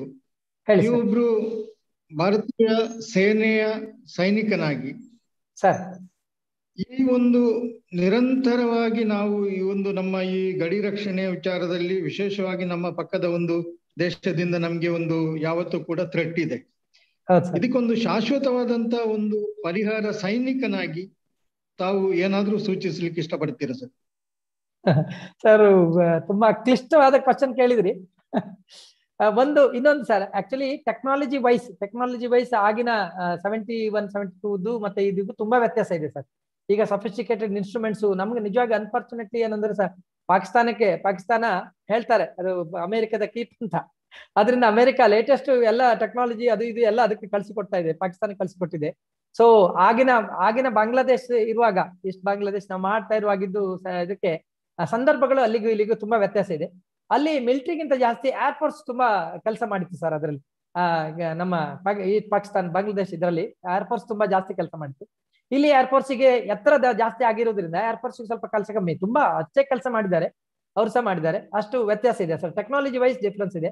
ಆದ್ರೆ ಮನಸ್ಥಿತಿ ಪ್ರಾಯಶಃ ಚೇಂಜ್ ಆಗಿಲ್ಲ ಅಂತ ಅನ್ಸುತ್ತೆ. ಅದೇ ರೀತಿ ಮನಸ್ಥಿತಿ ಇದೆ, ಯಾವ ಆ ಸೈನಿಕರಲ್ಲೂ ಈ ಸೈನಿಕರಲ್ಲೂ ಸೇಮ್ ಮನಸ್ಥಿತಿ ಸರ್, ಏನು ಇದಿಲ್ಲ, ಚೇಂಜಸ್ ಇಲ್ಲ.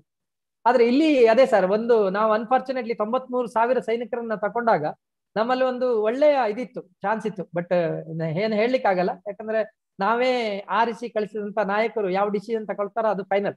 ಯಾಕಂದ್ರೆ ನಮ್ದೇ ಡಿಸಿಷನ್ ಅದು, ನಾವೇ ಆರ್ತಿ ಕಳಿಸಿದ್ದಾದ್ರಿಂದ ಆ ನಾಯಕರು ತಗೊಂಡು ಡಿಸಿಷನ್ ಇದು ನಮ್ದೇ ಡಿಸಿಷನ್ ಅದು, ಅದರಿಂದ ನಾವು ಅದು ಒಪ್ಕೊಳ್ಬೇಕಾಗತ್ತೆ. ಆದ್ರೆ ನಾವು 93,000 ಸೈನಿಕರು ಕೊಡುವಾಗ್ಲೇ ನಾವು JNK ಪ್ರಾಬ್ಲಮ್ ಕ್ಲಿಯರ್ ಮಾಡ್ಕೊಳ್ತೀನಿ ಅಂತ ಹೇಳಿದ್ರು, ಒಂದು ಕ್ಷಣ ಯೋಚಿಸಿದ್ರೆ ಕ್ಲಿಯರ್ ಆಗ್ತಿತ್ತು. ಈಗ ಅದ್ರ ಮಾತ್ರ ನೀವ್ ಎಣಿಸ್ಕೊಂಡಾಗ ಈಗ ನಾವು ಆಲೋಚನೆ ಮಾಡುದು ಅವಶ್ಯಕತೆ ಇಲ್ಲ. ನಂದು ಹಾಗೆ, ನಾನ್ ಬಿಟ್ಟಿದ್ದು 2008ರಲ್ಲಿ, ಈಗ ಸುಮಾರು 12-13 ವರ್ಷ ಚೇಂಜಸ್ ಆಗಿದೆ ಈಗ. ಆದ್ರೆ ಈಗಿನ ಡೆವಲಪ್ಮೆಂಟ್ ನನ್ಗೆ ತುಂಬಾ ಖುಷಿ ಆಗ್ತಾ ಇದೆ ಸರ್. ಮಿಲಿಟರಿಗೆ ಫುಲ್ ಸಪೋರ್ಟ್ ಕೊಟ್ಬಿಟ್ಟಿದ್ದಾರೆ. ನೀವು ಎಣಿಸ್ಕೊಂಡಿರ್ಬೋದು, ಸ್ಟೋನ್ ಪ್ಯಾಲೆಟಿಂಗ್ ಆಗ್ಲಿ ಬೇರೆ ಯಾವ್ದಾಗ್ಲಿ, ಅದಕ್ಕೆ ಆ ನಿರ್ಧಾರ ತಕೊಂಡು ಸಮರ್ಥ ನಾಯಕ ಇದ್ರೆ ಯಾವುದೇ ರೀತಿಯಲ್ಲಿ ಸಹ ಅವರು ಕರೆಕ್ಟ್ ಮಾಡ್ಕೊಳ್ತಾರೆ. ಇಂಡಿಯನ್ ಮಿಲಿಟರಿ ಯಾವ ಹಂತಕ್ಕೆ ಹೋಗ್ಲಿಕ್ಕೆ ರೆಡಿ ಇದೆ, ಯಾವ ಸ್ಟೇಜ್ಗೆ ಹೋಗ್ಲಿಕ್ಕೆ ರೆಡಿ ಇದೆ ಅಂತ ಇಡೀ ಪ್ರಪಂಚದಲ್ಲಿ ನಾನು ಎಲ್ಲ ಹೇಳ್ತಾರೆ. ಇಂಡಿಯಾ 4ನೇ, ನಾವೊಂದು 3ನೇ ಲೆವೆಲ್, ನನ್ನ ಲೆಕ್ಕದಲ್ಲಿ ಇಂಡಿಯನ್ ಮಿಲಿಟರಿ ನಂಬರ್ 1 ಅಲ್ಲಿ ಇದೆ ಸರ್, ಈಗಲೂ ಸಹ ಇದೆ. ಯಾಕಂದ್ರೆ ಆಧ್ಯಾತ್ಮಿಕವಾಗಿ ಸಹ ನಾವು ಅಷ್ಟೇ ಸಶಕ್ತರು ಅಂತ ಹೇಳ್ಬೋದು. ಬೇರೆಯವರೆಲ್ಲ ಹಣಕ್ಕೋಸ್ಕರ ದುಡ್ಡು ಕೆಲಸ ಮಾಡಿದ್ರೆ, ನಮ್ಮಲ್ಲಿ ಭಾರತ ಮಾತೆಗೋಸ್ಕರ ಕೆಲಸ ಮಾಡ್ತಾರೆ. ಅದರಿಂದ ಆ ವಿಷಯ ಇದೆ, ಅದರಿಂದ ಮೆಂಟಾಲಿಟಿ ಎಲ್ಲೂ ಇದಾಗುದಿಲ್ಲ. ಮತ್ತೆ ಈಗ ನಾವು ಇಂಡಿಯನ್ ಮಿಲಿಟರಿದು ಒಂದು ಮಾರಲ್ ಇದೆ ಸರ್, ತುಂಬಾ ಹೈನಲ್ಲಿದೆ ಸರ್. ಈಗ ನಿಜವಾಗಿ ಸಮರ್ಥ ನಾಯಕ ಇದ್ದಾಗ ಏನ್ ಬೇಕಾದ್ರೂ ಮಾಡಬಲ್ಲರು ಇಂಡಿಯನ್ ಮಿಲಿಟರಿ ಅನ್ನೋದಕ್ಕೆ ನೀವು surgical strike and other things ನೀವು ನೋಡಿದ್ರೆ, ಈಗ ಪ್ರಾಯಶಃ ಇನ್ನು ಮುಂದೆ ಅಂತದ್ದೇನು ಪಾಕಿಸ್ತಾನ ಇಂತ ಮಾಡ್ಲಿಕ್ಕೆ ಸಾಧ್ಯವೇ ಇಲ್ಲ ಅಂತ ಅನ್ಸುತ್ತೆ. ತುಂಬಾ ಖುಷಿ ಆಯ್ತು ಸರ್. ನೀವೊಂದು ಮಾತು ಹೇಳಿದ್ರಿ, ಬಹುಶಃ ನಮ್ಮ ದೇಶದಲ್ಲಿ ನಮ್ಮ ಭಾರತೀಯ ಸೈನಿಕರಿಗೆ ಸಿಕ್ಕಿದಷ್ಟು ರೆಸ್ಪೆಕ್ಟ್ ಬಹುಶಃ ಇಡೀ ಪ್ರಪಂಚದಲ್ಲಿ ಯಾವುದೇ ದೇಶದಲ್ಲಿ ಸಿಗುದಿಲ್ಲ. ನೀವು ಹೇಳಿದ ಮಾತು ಏನ್ ಹೇಳಿದ್ರೆ, ನಾವು ದೇಶಕ್ಕಾಗಿ ಕೆಲಸ ಮಾಡ್ತೇವೆ ಅಂತ ಹೇಳಿ. ನಮ್ಮಲ್ಲಿ ದೇಶ ಸೇವೆ ಮಾಡಿ ಮಿಲಿಟರಿಯಲ್ಲಿ ಕೆಲಸ ಮಾಡಿ ಬಂದಂತ ಹಲವಾರು ಸೈನಿಕರು ಇವತ್ತು ಸಮಾಜಕ್ಕಾಗಿ ದುಡಿತಾ ಇದ್ದಾರೆ. ನೀವು ನಮ್ಮ ಸುರತ್ಕಲ್ಗಾಗಿ ತುಂಬಾ ಕೆಲಸ ಮಾಡ್ತಾ ಇದ್ದೀರಿ. ತಮ್ಗೆ ನಾನು ಈ ಸಂದರ್ಭದಲ್ಲಿ ಒಂದು ಶುಭಾಶಯಗಳನ್ನು ಮತ್ತು ಧನ್ಯವಾದಗಳನ್ನು ಸಲ್ಲಿಸ್ತಾ ಇದ್ದೇನೆ.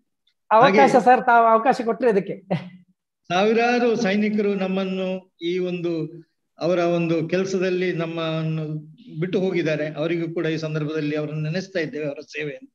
ಧನ್ಯವಾದಗಳು ಸರ್. ಸಾಜನ್ ಸರ್, ನಿಮ್ಗೂ ಧನ್ಯವಾದ. Thank you sir.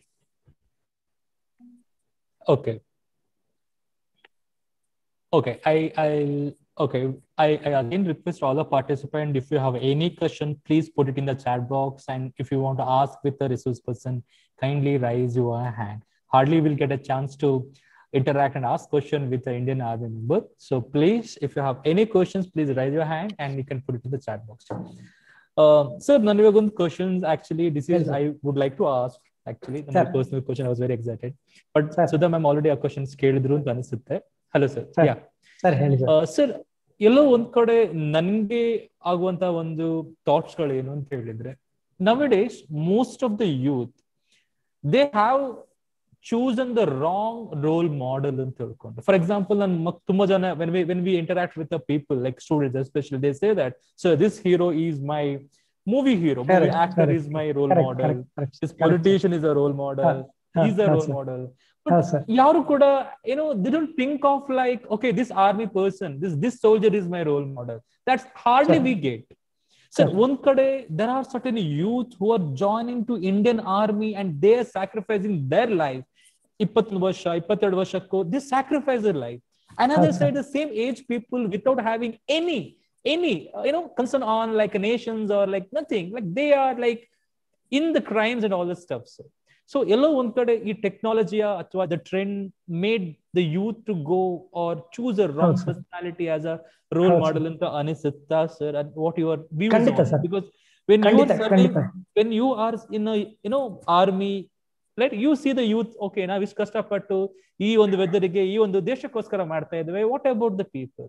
So what will be ನಿಮ್ಮ ಥಾಟ್ಸ್ ಗಳಲ್ಲಿ ಹೇಗಿರುತ್ತೆ ಸರ್? ಐ ಮೀನ್ ಸರ್ ಅದೇ ಕರೆಕ್ಟ್ ಸರ್. ಅದು ಕ್ಲಿಯರ್ಲಿ ನನ್ನ ಈಗ ಇದರಲ್ಲಿ ಈ ಕೆಲ ವಿಷಯಗಳ ನಾನು ಈಗಾಗಲೇ ತಮ್ಗೆ ಹೇಳಿದೆ. ಧಾವಂತತೆ ಅಂತ ಹೇಳಿ ಒಂದು ವರ್ಡ್ ಇದೆ, ಧಾವಂತತೆ ಅಂತ. ಪ್ರತಿಯೊಂದು ಟೆಕ್ನಾಲಜಿ ವೈಸ್ ಆಗ್ಲಿ, ನಮ್ಗೆ ಇನ್ಫಾರ್ಮೇಶನ್ ವೈಸ್ ಆಗ್ಲಿ ತುಂಬಾ ಮುಂದೆ ಹೋಗ್ತಾ ಇದ್ದೇವೆ. ಕೆಲವು ಎಷ್ಟೋ ನನ್ನ ಫ್ರೆಂಡ್ಸ್ ನಾನು ನೋಡಿದೆ, ಟೀಚರ್ ನಲ್ಲಿ ಕೆಳಗೆ ಪ್ರೈಮರಿ ಟೀಚರ್ ನಲ್ಲಿ ಕೆಲವರು ಎಷ್ಟೋ ಜನರು ಕಂಪ್ಯೂಟರ್ ನೋಡಿದ್ರೆ ಮಾರು ದೂರ ಹಾರಿ ಹೋಗೋರು ಇರ್ತಾರೆ. ಈಗ ಮಕ್ಕಳ ಡೆವಲಪ್ಮೆಂಟ್ ನೋಡಿದ್ರೆ ಸರ್, ಪ್ರತಿಯೊಂದು ಒಂದು ಕ್ಷೇತ್ರದಲ್ಲಾಗ್ಲಿ ಡೆವಲಪ್ಮೆಂಟ್ ನೋಡಿ, ಒಂದು 10 ಕೋಟಿ 15 ಕೋಟಿ 20 ಕೋಟಿ ಅವ್ರಿಗೆ ಏನೂ ಅಲ್ಲ. ವರ್ಷದ ಒಂದು ನೀವು ಇದು ಗೂಗಲ್ ಆಗ್ಲಿ ಬೇರೆ ಯಾವ್ದಾಗ್ಲಿ ಪರ್ಚೇಸ್ ಮಾಡುವಂತದ್ದು, ಅಂದ್ರೆ ಪರ್ಚೇಸ್ ಅಂದ್ರೆ ಅವ್ರನ್ನ ತಗೊಳ್ಳುವಂತ ರೀತಿ ಅವ್ರ ಇದು ನೋಡಿ ಎಷ್ಟು ಚೆನ್ನಾಗಿದೆ ಅಂತ.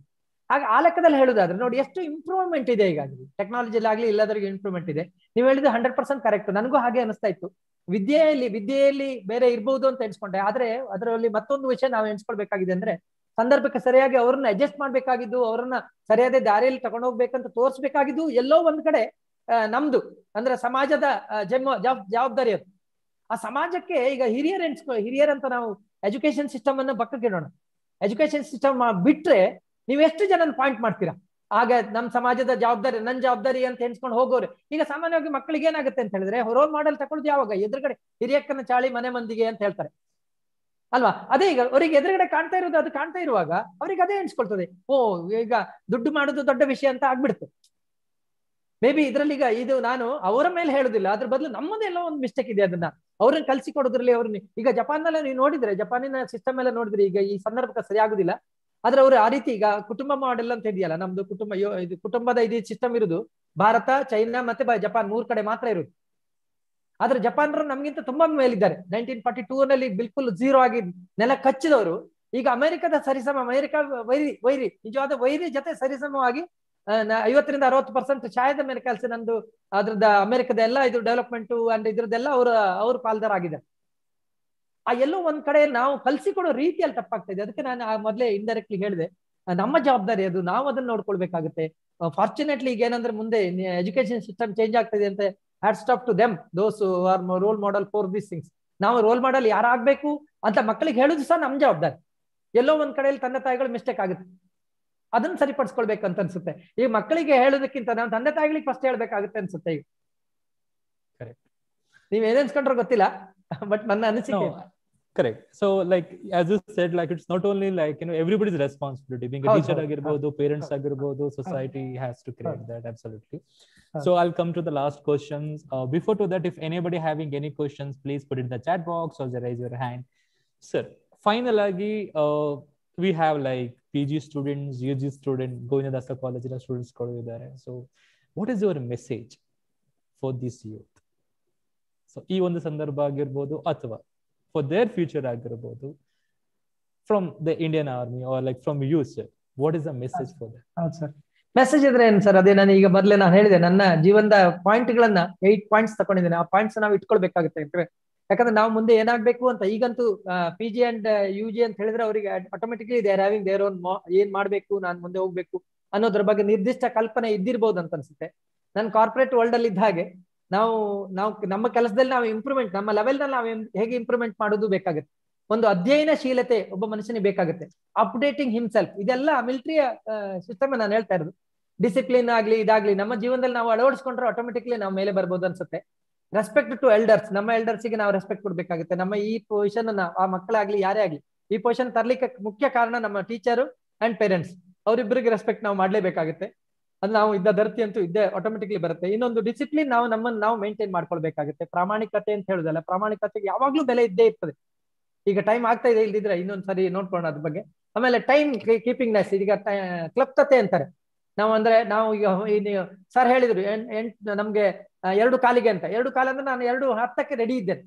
ಈಗ ಈ ಟೈಮ್ ಕೀಪಿಂಗ್ನೆಸ್ ಇದೆಯಲ್ಲ, ಕ್ಲಪ್ತತೆಯನ್ನ ನಮ್ಮ ಜೀವನದಲ್ಲಿ ನಾವು ಅಳವಡಿಸ್ಕೊಳ್ಬೇಕು. ಇವೆಲ್ಲವುಗಳು ಮೌಲ್ಯಾಧಾರಿತ ಗುಣಗಳು. ಇದನ್ನ ಈಗ ನಾವು ಯಾರು ನೋಡ್ತಾ ಇದ್ರು ಸಹ, ಯಾರು ನೋಡ್ಲಿಲ್ಲ, ನಮ್ಮನ್ನ ನಾವು ಅಳವಡಿಸ್ಕೊಂಡ್ರು ಸಹ ಇದನ್ನ ಯಾವುದೋ ಒಂದು ಟೈಮ್ ನಲ್ಲಿ ನಿಮ್ಗೆ ಇಡೀ ಜೀವನವನ್ನೇ ಅದು ಮಾರ್ಪಡಿಸ್ಬಿಡ್ತದೆ, ಚೇಂಜ್ ಮಾಡಿಬಿಡ್ತದೆ ಇಲ್ಲೆಲ್ಲ ಗುಣಗಳು. ಸೊ ಆ ಗುಣಗಳನ್ನ ನಾವು ಅಧ್ಯಯನಶೀಲತೆ, ಅಪ್ಡೇಟಿಂಗ್ ಇದು ಯೂತ್ ಅಲ್ಲಿ ಆಟೋಮೆಟಿಕ್ಲಿ ಇದ್ದೇ ಇದೆ. ಯಾಕಂದ್ರೆ ಇನ್ನು ಮುಂದೆ ನೋಡಿ, ಈಗ ನಾವು ಇರುವಾಗ ಅಷ್ಟು ಇರ್ಲಿಲ್ಲ. ಈಗ ಕಾಂಪಿಟೇಷನ್ ಎಷ್ಟು ಜಾಸ್ತಿ ಇದೆ ಅಂತ ಹೇಳಿದ್ರೆ, ಇವ್ರು ನೋಡಿ ಈಗ ದೊಡ್ಡ ದೊಡ್ಡ ಕಾರ್ಪೊರೇಟ್ ವರ್ಲ್ಡ್ ನಲ್ಲಿ ಏನಾಗುತ್ತೆ ಅಂತ ಹೇಳಿದ್ರೆ, ಈಗ 100 ಜನ ಅವ್ರು ಏನ್ ಹೇಳ್ತಾರೆ, ಯಾರನ್ನ ಪ್ರಮೋಷನ್ ತೆಗಿಬೇಕು ಅಂತಲ್ಲ ಅವ್ರು ಎಣಿಸ್ಕೊಳ್ಳೋದು. ಬೆಳಿಗ್ಗೆ ಹೋದ ಕೂಡಲೇ ಇಂಜಿನಿಯರಿಗೆ ಯಾರನ್ನ ತೆಗೆದು ಹೊರಗಡೆ ಹಾಕ್ಬೇಕು ಅಂತ ಎಣಿಸ್ಕೊಳ್ತಾರೆ ಅವರು ಫಸ್ಟ್. ಈಗ 10 ಜನ 100 ಜನ ಕೆಲಸ ಮಾಡ್ತಾ ಇದ್ರೆ ಆ 100 ಜನರಲ್ಲಿ ಫಸ್ಟ್ ಔಟರ್ ಸರ್ಕಲ್ ನ 10 ಜನ ಯಾರನ್ನ ತೆಗೆದು ಹೊರಗಡೆ ಹಾಕ್ಬೇಕು. ಆ ಹೊರಗಡೆ ಹಾಕೋದ್ರಲ್ಲಿ ಅವರಿಗೆ ಇದಿರ್ತದೆ ನೋಡಿ. ಆಗಿರುವಾಗ ನೀವು 10 ಜನ ಇರುವಾಗ, ಈ ಮಕ್ಕಳಿಗೆ ನಾನು ಹೇಳ್ತಾ ಇರೋದು, ನಾವು 10 ಜನ ಇದ್ದಾಗ ನನ್ನ ಸೆಲೆಕ್ಟ್ ಮಾಡ್ಬೇಕಾದ್ರೆ, ಅಥವಾ 100 ಜನರಲ್ಲಿ 1000 ಜನರಲ್ಲಿ ನನ್ನ ಸೆಲೆಕ್ಟ್ ಮಾಡ್ಬೇಕಾದ್ರೆ ನನ್ನಲ್ಲಿ ಆ ಗುಣಗಳು ಬೇಕು. 1000 ಜನರಲ್ಲಿ ನನ್ನ ಒಬ್ಬನಾಗಿ ಇರ್ಬೇಕು. ಆಗ ನಮ್ಮ ಕಾಂಪಿಟೇಷನ್ ಎಷ್ಟು ಜಾಸ್ತಿ ಆಗುತ್ತೆ ನೀವು ಆಲೋಚನೆ ಮಾಡ್ಕೊಳ್ಳಿ. ಅದಕ್ಕೆ ನಾನು ಸೆಟ್ ಆಗ್ಬೇಕಾಗುತ್ತೆ. ಅದನ್ನ ಕಲ್ತ್ಕೊಳ್ಬೇಕಷ್ಟೇ. ರೋಲ್ ಮಾಡೆಲ್ ಎಲ್ಲ ಹೋಗ್ಲಿ, ನಾನು ಯಾವ ಫೀಲ್ಡ್ ಅಲ್ಲಿ ಇದ್ದೀನಿ, ನಾನು ಮುಂದೆ ಏನಾಗ್ಬೇಕು, ಅದಕ್ಕೆ ಸಂಬಂಧಪಟ್ಟ ದಾಖಲೆಗಳು. ಈಗಂತೂ ನಮ್ಮ ಮೊದಲಾದ್ರೆ ಯಾರ ಹತ್ರ ಕೇಳಲಿಕ್ಕೆ ಹೋಗ್ಬೇಕಾಗಿತ್ತು. ಈಗ ಅವಶ್ಯಕತೆ ಇಲ್ಲ, ಎಲ್ಲ ಗೂಗಲ್ ನಲ್ಲಿ ನಿಮ್ಗೆ ಸಿಕ್ಬಿಡುತ್ತೆ. ಪ್ರತಿಯೊಂದು ಗೂಗಲ್ ನಲ್ಲೇ ಸಿಗುತ್ತೆ. ಸೊ ಅದನ್ನ ಸ್ಟಡಿ ಮಾಡಿ, ಆ ಸ್ಟಡಿಯನ್ನು ಬಿಡ್ಬಿಡಿ. ನನ್ನ ಮಕ್ಕಳಿಗೆ ಸಹ ನಾನು ಅದೇ ಹೇಳುದು, ನೀವು ಎಷ್ಟಾಗುತ್ತೋ ಅಕ್ವೈರ್ ಮಾಡ್ಲಿಕ್ಕೆ ನಾಲೆಜ್ ಅಕ್ವೈರ್ ಮಾಡ್ಕೊಳ್ತಾ ಹೋಗಿ. ಜ್ಞಾನ ಇಂಪಾರ್ಟೆಂಟ್, ಈಗ ಬೇರೆ ಏನಲ್ಲ. ಇವನ್ ನಮ್ಮ APJ ಅಬ್ದುಲ್ ಕಲಾಂ ಹೇಳ್ತಾರೆ, ಕೆಲಸ ನೀವು ಕಲಿಯುವುದಾದ್ರೆ, ಅದ ನೀವು ರೆಸ್ಪೆಕ್ಟ್ ಕೊಡಿದಾರೆ ಅಥವಾ ನಾವು ಇದು ಮಾಡಿದ್ರೆ ನಿಮ್ಮ ಕೆಲಸನ ಲವ್ ಮಾಡಿ, ನಿಮ್ಮ ವರ್ಕ್ ಅನ್ನು ಲವ್ ಮಾಡಿ. ಯಾಕಂದ್ರೆ ಕಂಪನಿ ಯಾವಾಗ ಬೇಕಾದ್ರೆ ನಿಮ್ಮನ್ನು ಬಿಡ್ಬೋದು, ಆದ್ರೆ ನಿಮ್ಮ ಕೈ, ನಿಮ್ಮ ನಾಲೆಜ್ ನಿಮ್ಮನ್ನೆಂದಿಗೂ ಬಿಡುವುದಿಲ್ಲ. ಅದಕ್ಕೆ ಶಾರದೆ ನಾವು ಪೂಜೆ ಮಾಡ್ತೀವಲ್ಲ, ಶಾರದೆ ಕೂತ್ಕೊಂಡಿರೋದು ಬಂಡೆ ಮೇಲೆ ಸರ್. ಅದರ ರೀಸನ್ ಏನ್ ಗೊತ್ತಾ? ಬಂಡೆ ಮೇಲೆ ರೀಸನ್ ಅಂದ್ರೆ, ಬಂಡೆ ಅಂತ ನೀವು ಎಜುಕೇಶನ್ ಸಿಕ್ಕಿದ್ಕೊಳ್ಳಿ, ಬಂಡೆ ಅಂತ ಗಟ್ಟಿ ಆಗ್ತಾರೆ ಅವರು. ಒಂದು ಕೈಯಲ್ಲಿ ಅವರು ವೇದ ಇಟ್ಕೊಂಡಿರ್ತಾರೆ. ಅದರಿಂದ ಅದೇ ರೀತಿ ವೈಟ್ ಹಂಸ ಇರುವುದು ಹಾಗೆ. ಹಂಸ ಅಂದ್ರೆ ನ್ಯಾಯದ ವಿಷಯದಲ್ಲಿ, ಅಂದ್ರೆ ಹಂಸ ಅಂದ್ರೆ ನೀರನ್ನು ಮತ್ತೆ ಹಾಲನ್ನು ಒಟ್ಟು ಸೇರಿಸಿ ಕೊಟ್ಟಿದ್ರು ಸಹ ನೀರನ್ನು ಹಾಲನ್ನು ಬೇರೆ ಬೇರೆ ಮಾಡ್ತದೆ. ಯಾವ್ದು ಬೇಕೋ ಅದನ್ನ ಮಾತ್ರ ತಗೊಳ್ತದೆ. ನಾವು ಹಾಗೆ ನಮ್ಮ ವಿವೇಕದಿಂದ, ನಮ್ಮ ಎಜುಕೇಶನ್ ಇಂದ ನಾವು ಯಾವ್ದು ನಮ್ಗೆ ಒಳ್ಳೇದು, ಯಾವ್ದು ಬೇಕಾಗಿದೆ ಅದನ್ನು ಮಾತ್ರ ಪಾಸಿಟಿವ್ ಆಗಿ ತಗೊಳ್ಳುವಂತದ್ದು ವಿಷಯ ತಗೊಳ್ಬೇಕಾಗುತ್ತೆ. ಅದು ದಿಸ್ ಇಸ್ ದ ಥಿಂಗ್ ನಾನು ಅವ್ರಿಗೆ ಹೇಳುದು. ಅವರ ಜೀವನದಲ್ಲಿ ಅದನ್ನ ಅಡಾಪ್ಟ್ ಮಾಡ್ಕೊಂಡ್ರೆ ಎಂದೂ ಅವರಿಗೆ ಫೇಲ್ ಆಗುದಿಲ್ಲ, ಯಾವ್ದ್ರಲ್ಲೂ ಸಹ ಫೇಲ್ ಆಗುತ್ತೆ. Thank you sir. And it is like Inspire episode number 1 and episode number 2 is episode number 3 it is really inspiring us actually. ತುಂಬಾ ಒಳ್ಳೆಯ ಪ್ರೋಗ್ರಾಮ್ ಅಂತ ಅನಿಸಿತ್ತು. ನಿಮ್ಮೊಟ್ಟಿಗೆ ಮಾತಾಡಿ ನಮಗೆ ಕೂಡ ತುಂಬಾ ಖುಷಿ ಆಯ್ತು. And I hope that our students are really inspired by your words. And ಈ ಒಂದು ಅವಕಾಶ ನಂಗೆ ತುಂಬಾ ಖುಷಿ, ಯಾಕಂದ್ರೆ because interviewing or talking with a person who has served for our country, that is especially the Indian Army, is my ನನ್ನ ಒಂದು ಅದೃಷ್ಟ ಅಂತ ಹೇಳ್ಬೋದು sir actually. So once again from the Govindadasa College side and from the Inspire team, thank you for accepting our invitations and making this particular session is very fruitful sir. So college na kadeyinda ಧನ್ಯವಾದವನ್ನು ನಿಮಗೆ ತಲುಪಿಸುತ್ತೇನೆ sir, and thanks for your time sir. Also, I extend a big thank to all the participants for your valuable time. And I just end up this particular session, that is Inspire the Young Minds episode number 3, with the heart-touching poem which is said by one of the soldiers. The soldier says like this: "If I die in a war zone, box me up and send me home. Put my medals on my chest. Tell my mom I did my best. Tell my dad not to bow, he won't get tension from me now. Tell my brother to study perfectly, keys of my bike will be his permanently. Tell my sis not to be upset, hey, her bro will not rise after this sunset. Tell my love not to cry, because I am a soldier born to die." See, so such a heart-touching poem by the soldier, and it says that this is our Indian Army, and that is all about. So thanks a lot for your participation. ಅವಕಾಶಕ್ಕಾಗಿ ತುಂಬಾ ಧನ್ಯವಾದಗಳು sir. ನನಗೆ ಮಾತಾಡ್ಲಿಕ್ಕೆ ಅವಕಾಶ, ನನ್ನ ಅಭಿಪ್ರಾಯವನ್ನು ಇಡ್ಲಿಕ್ಕೆ ಅವಕಾಶ ಕೊಟ್ಟದಕ್ಕೋಸ್ಕರ ಗೋವಿಂದಾಸ್ ಕಾಲೇಜಿಗೆ ತುಂಬಾ ಧನ್ಯವಾದಗಳು. ತಮ್ಗೆಲ್ರಿಗೂ, ಕೇಳಿದವರಿಗೆ, ವೀಕ್ಷಕರಿಗೆ ಎಲ್ರಿಗೂ sir. Thanks a lot sir. We'll meet once again. Yes, we'll meet once again in the coming sessions, and thanks a lot everyone.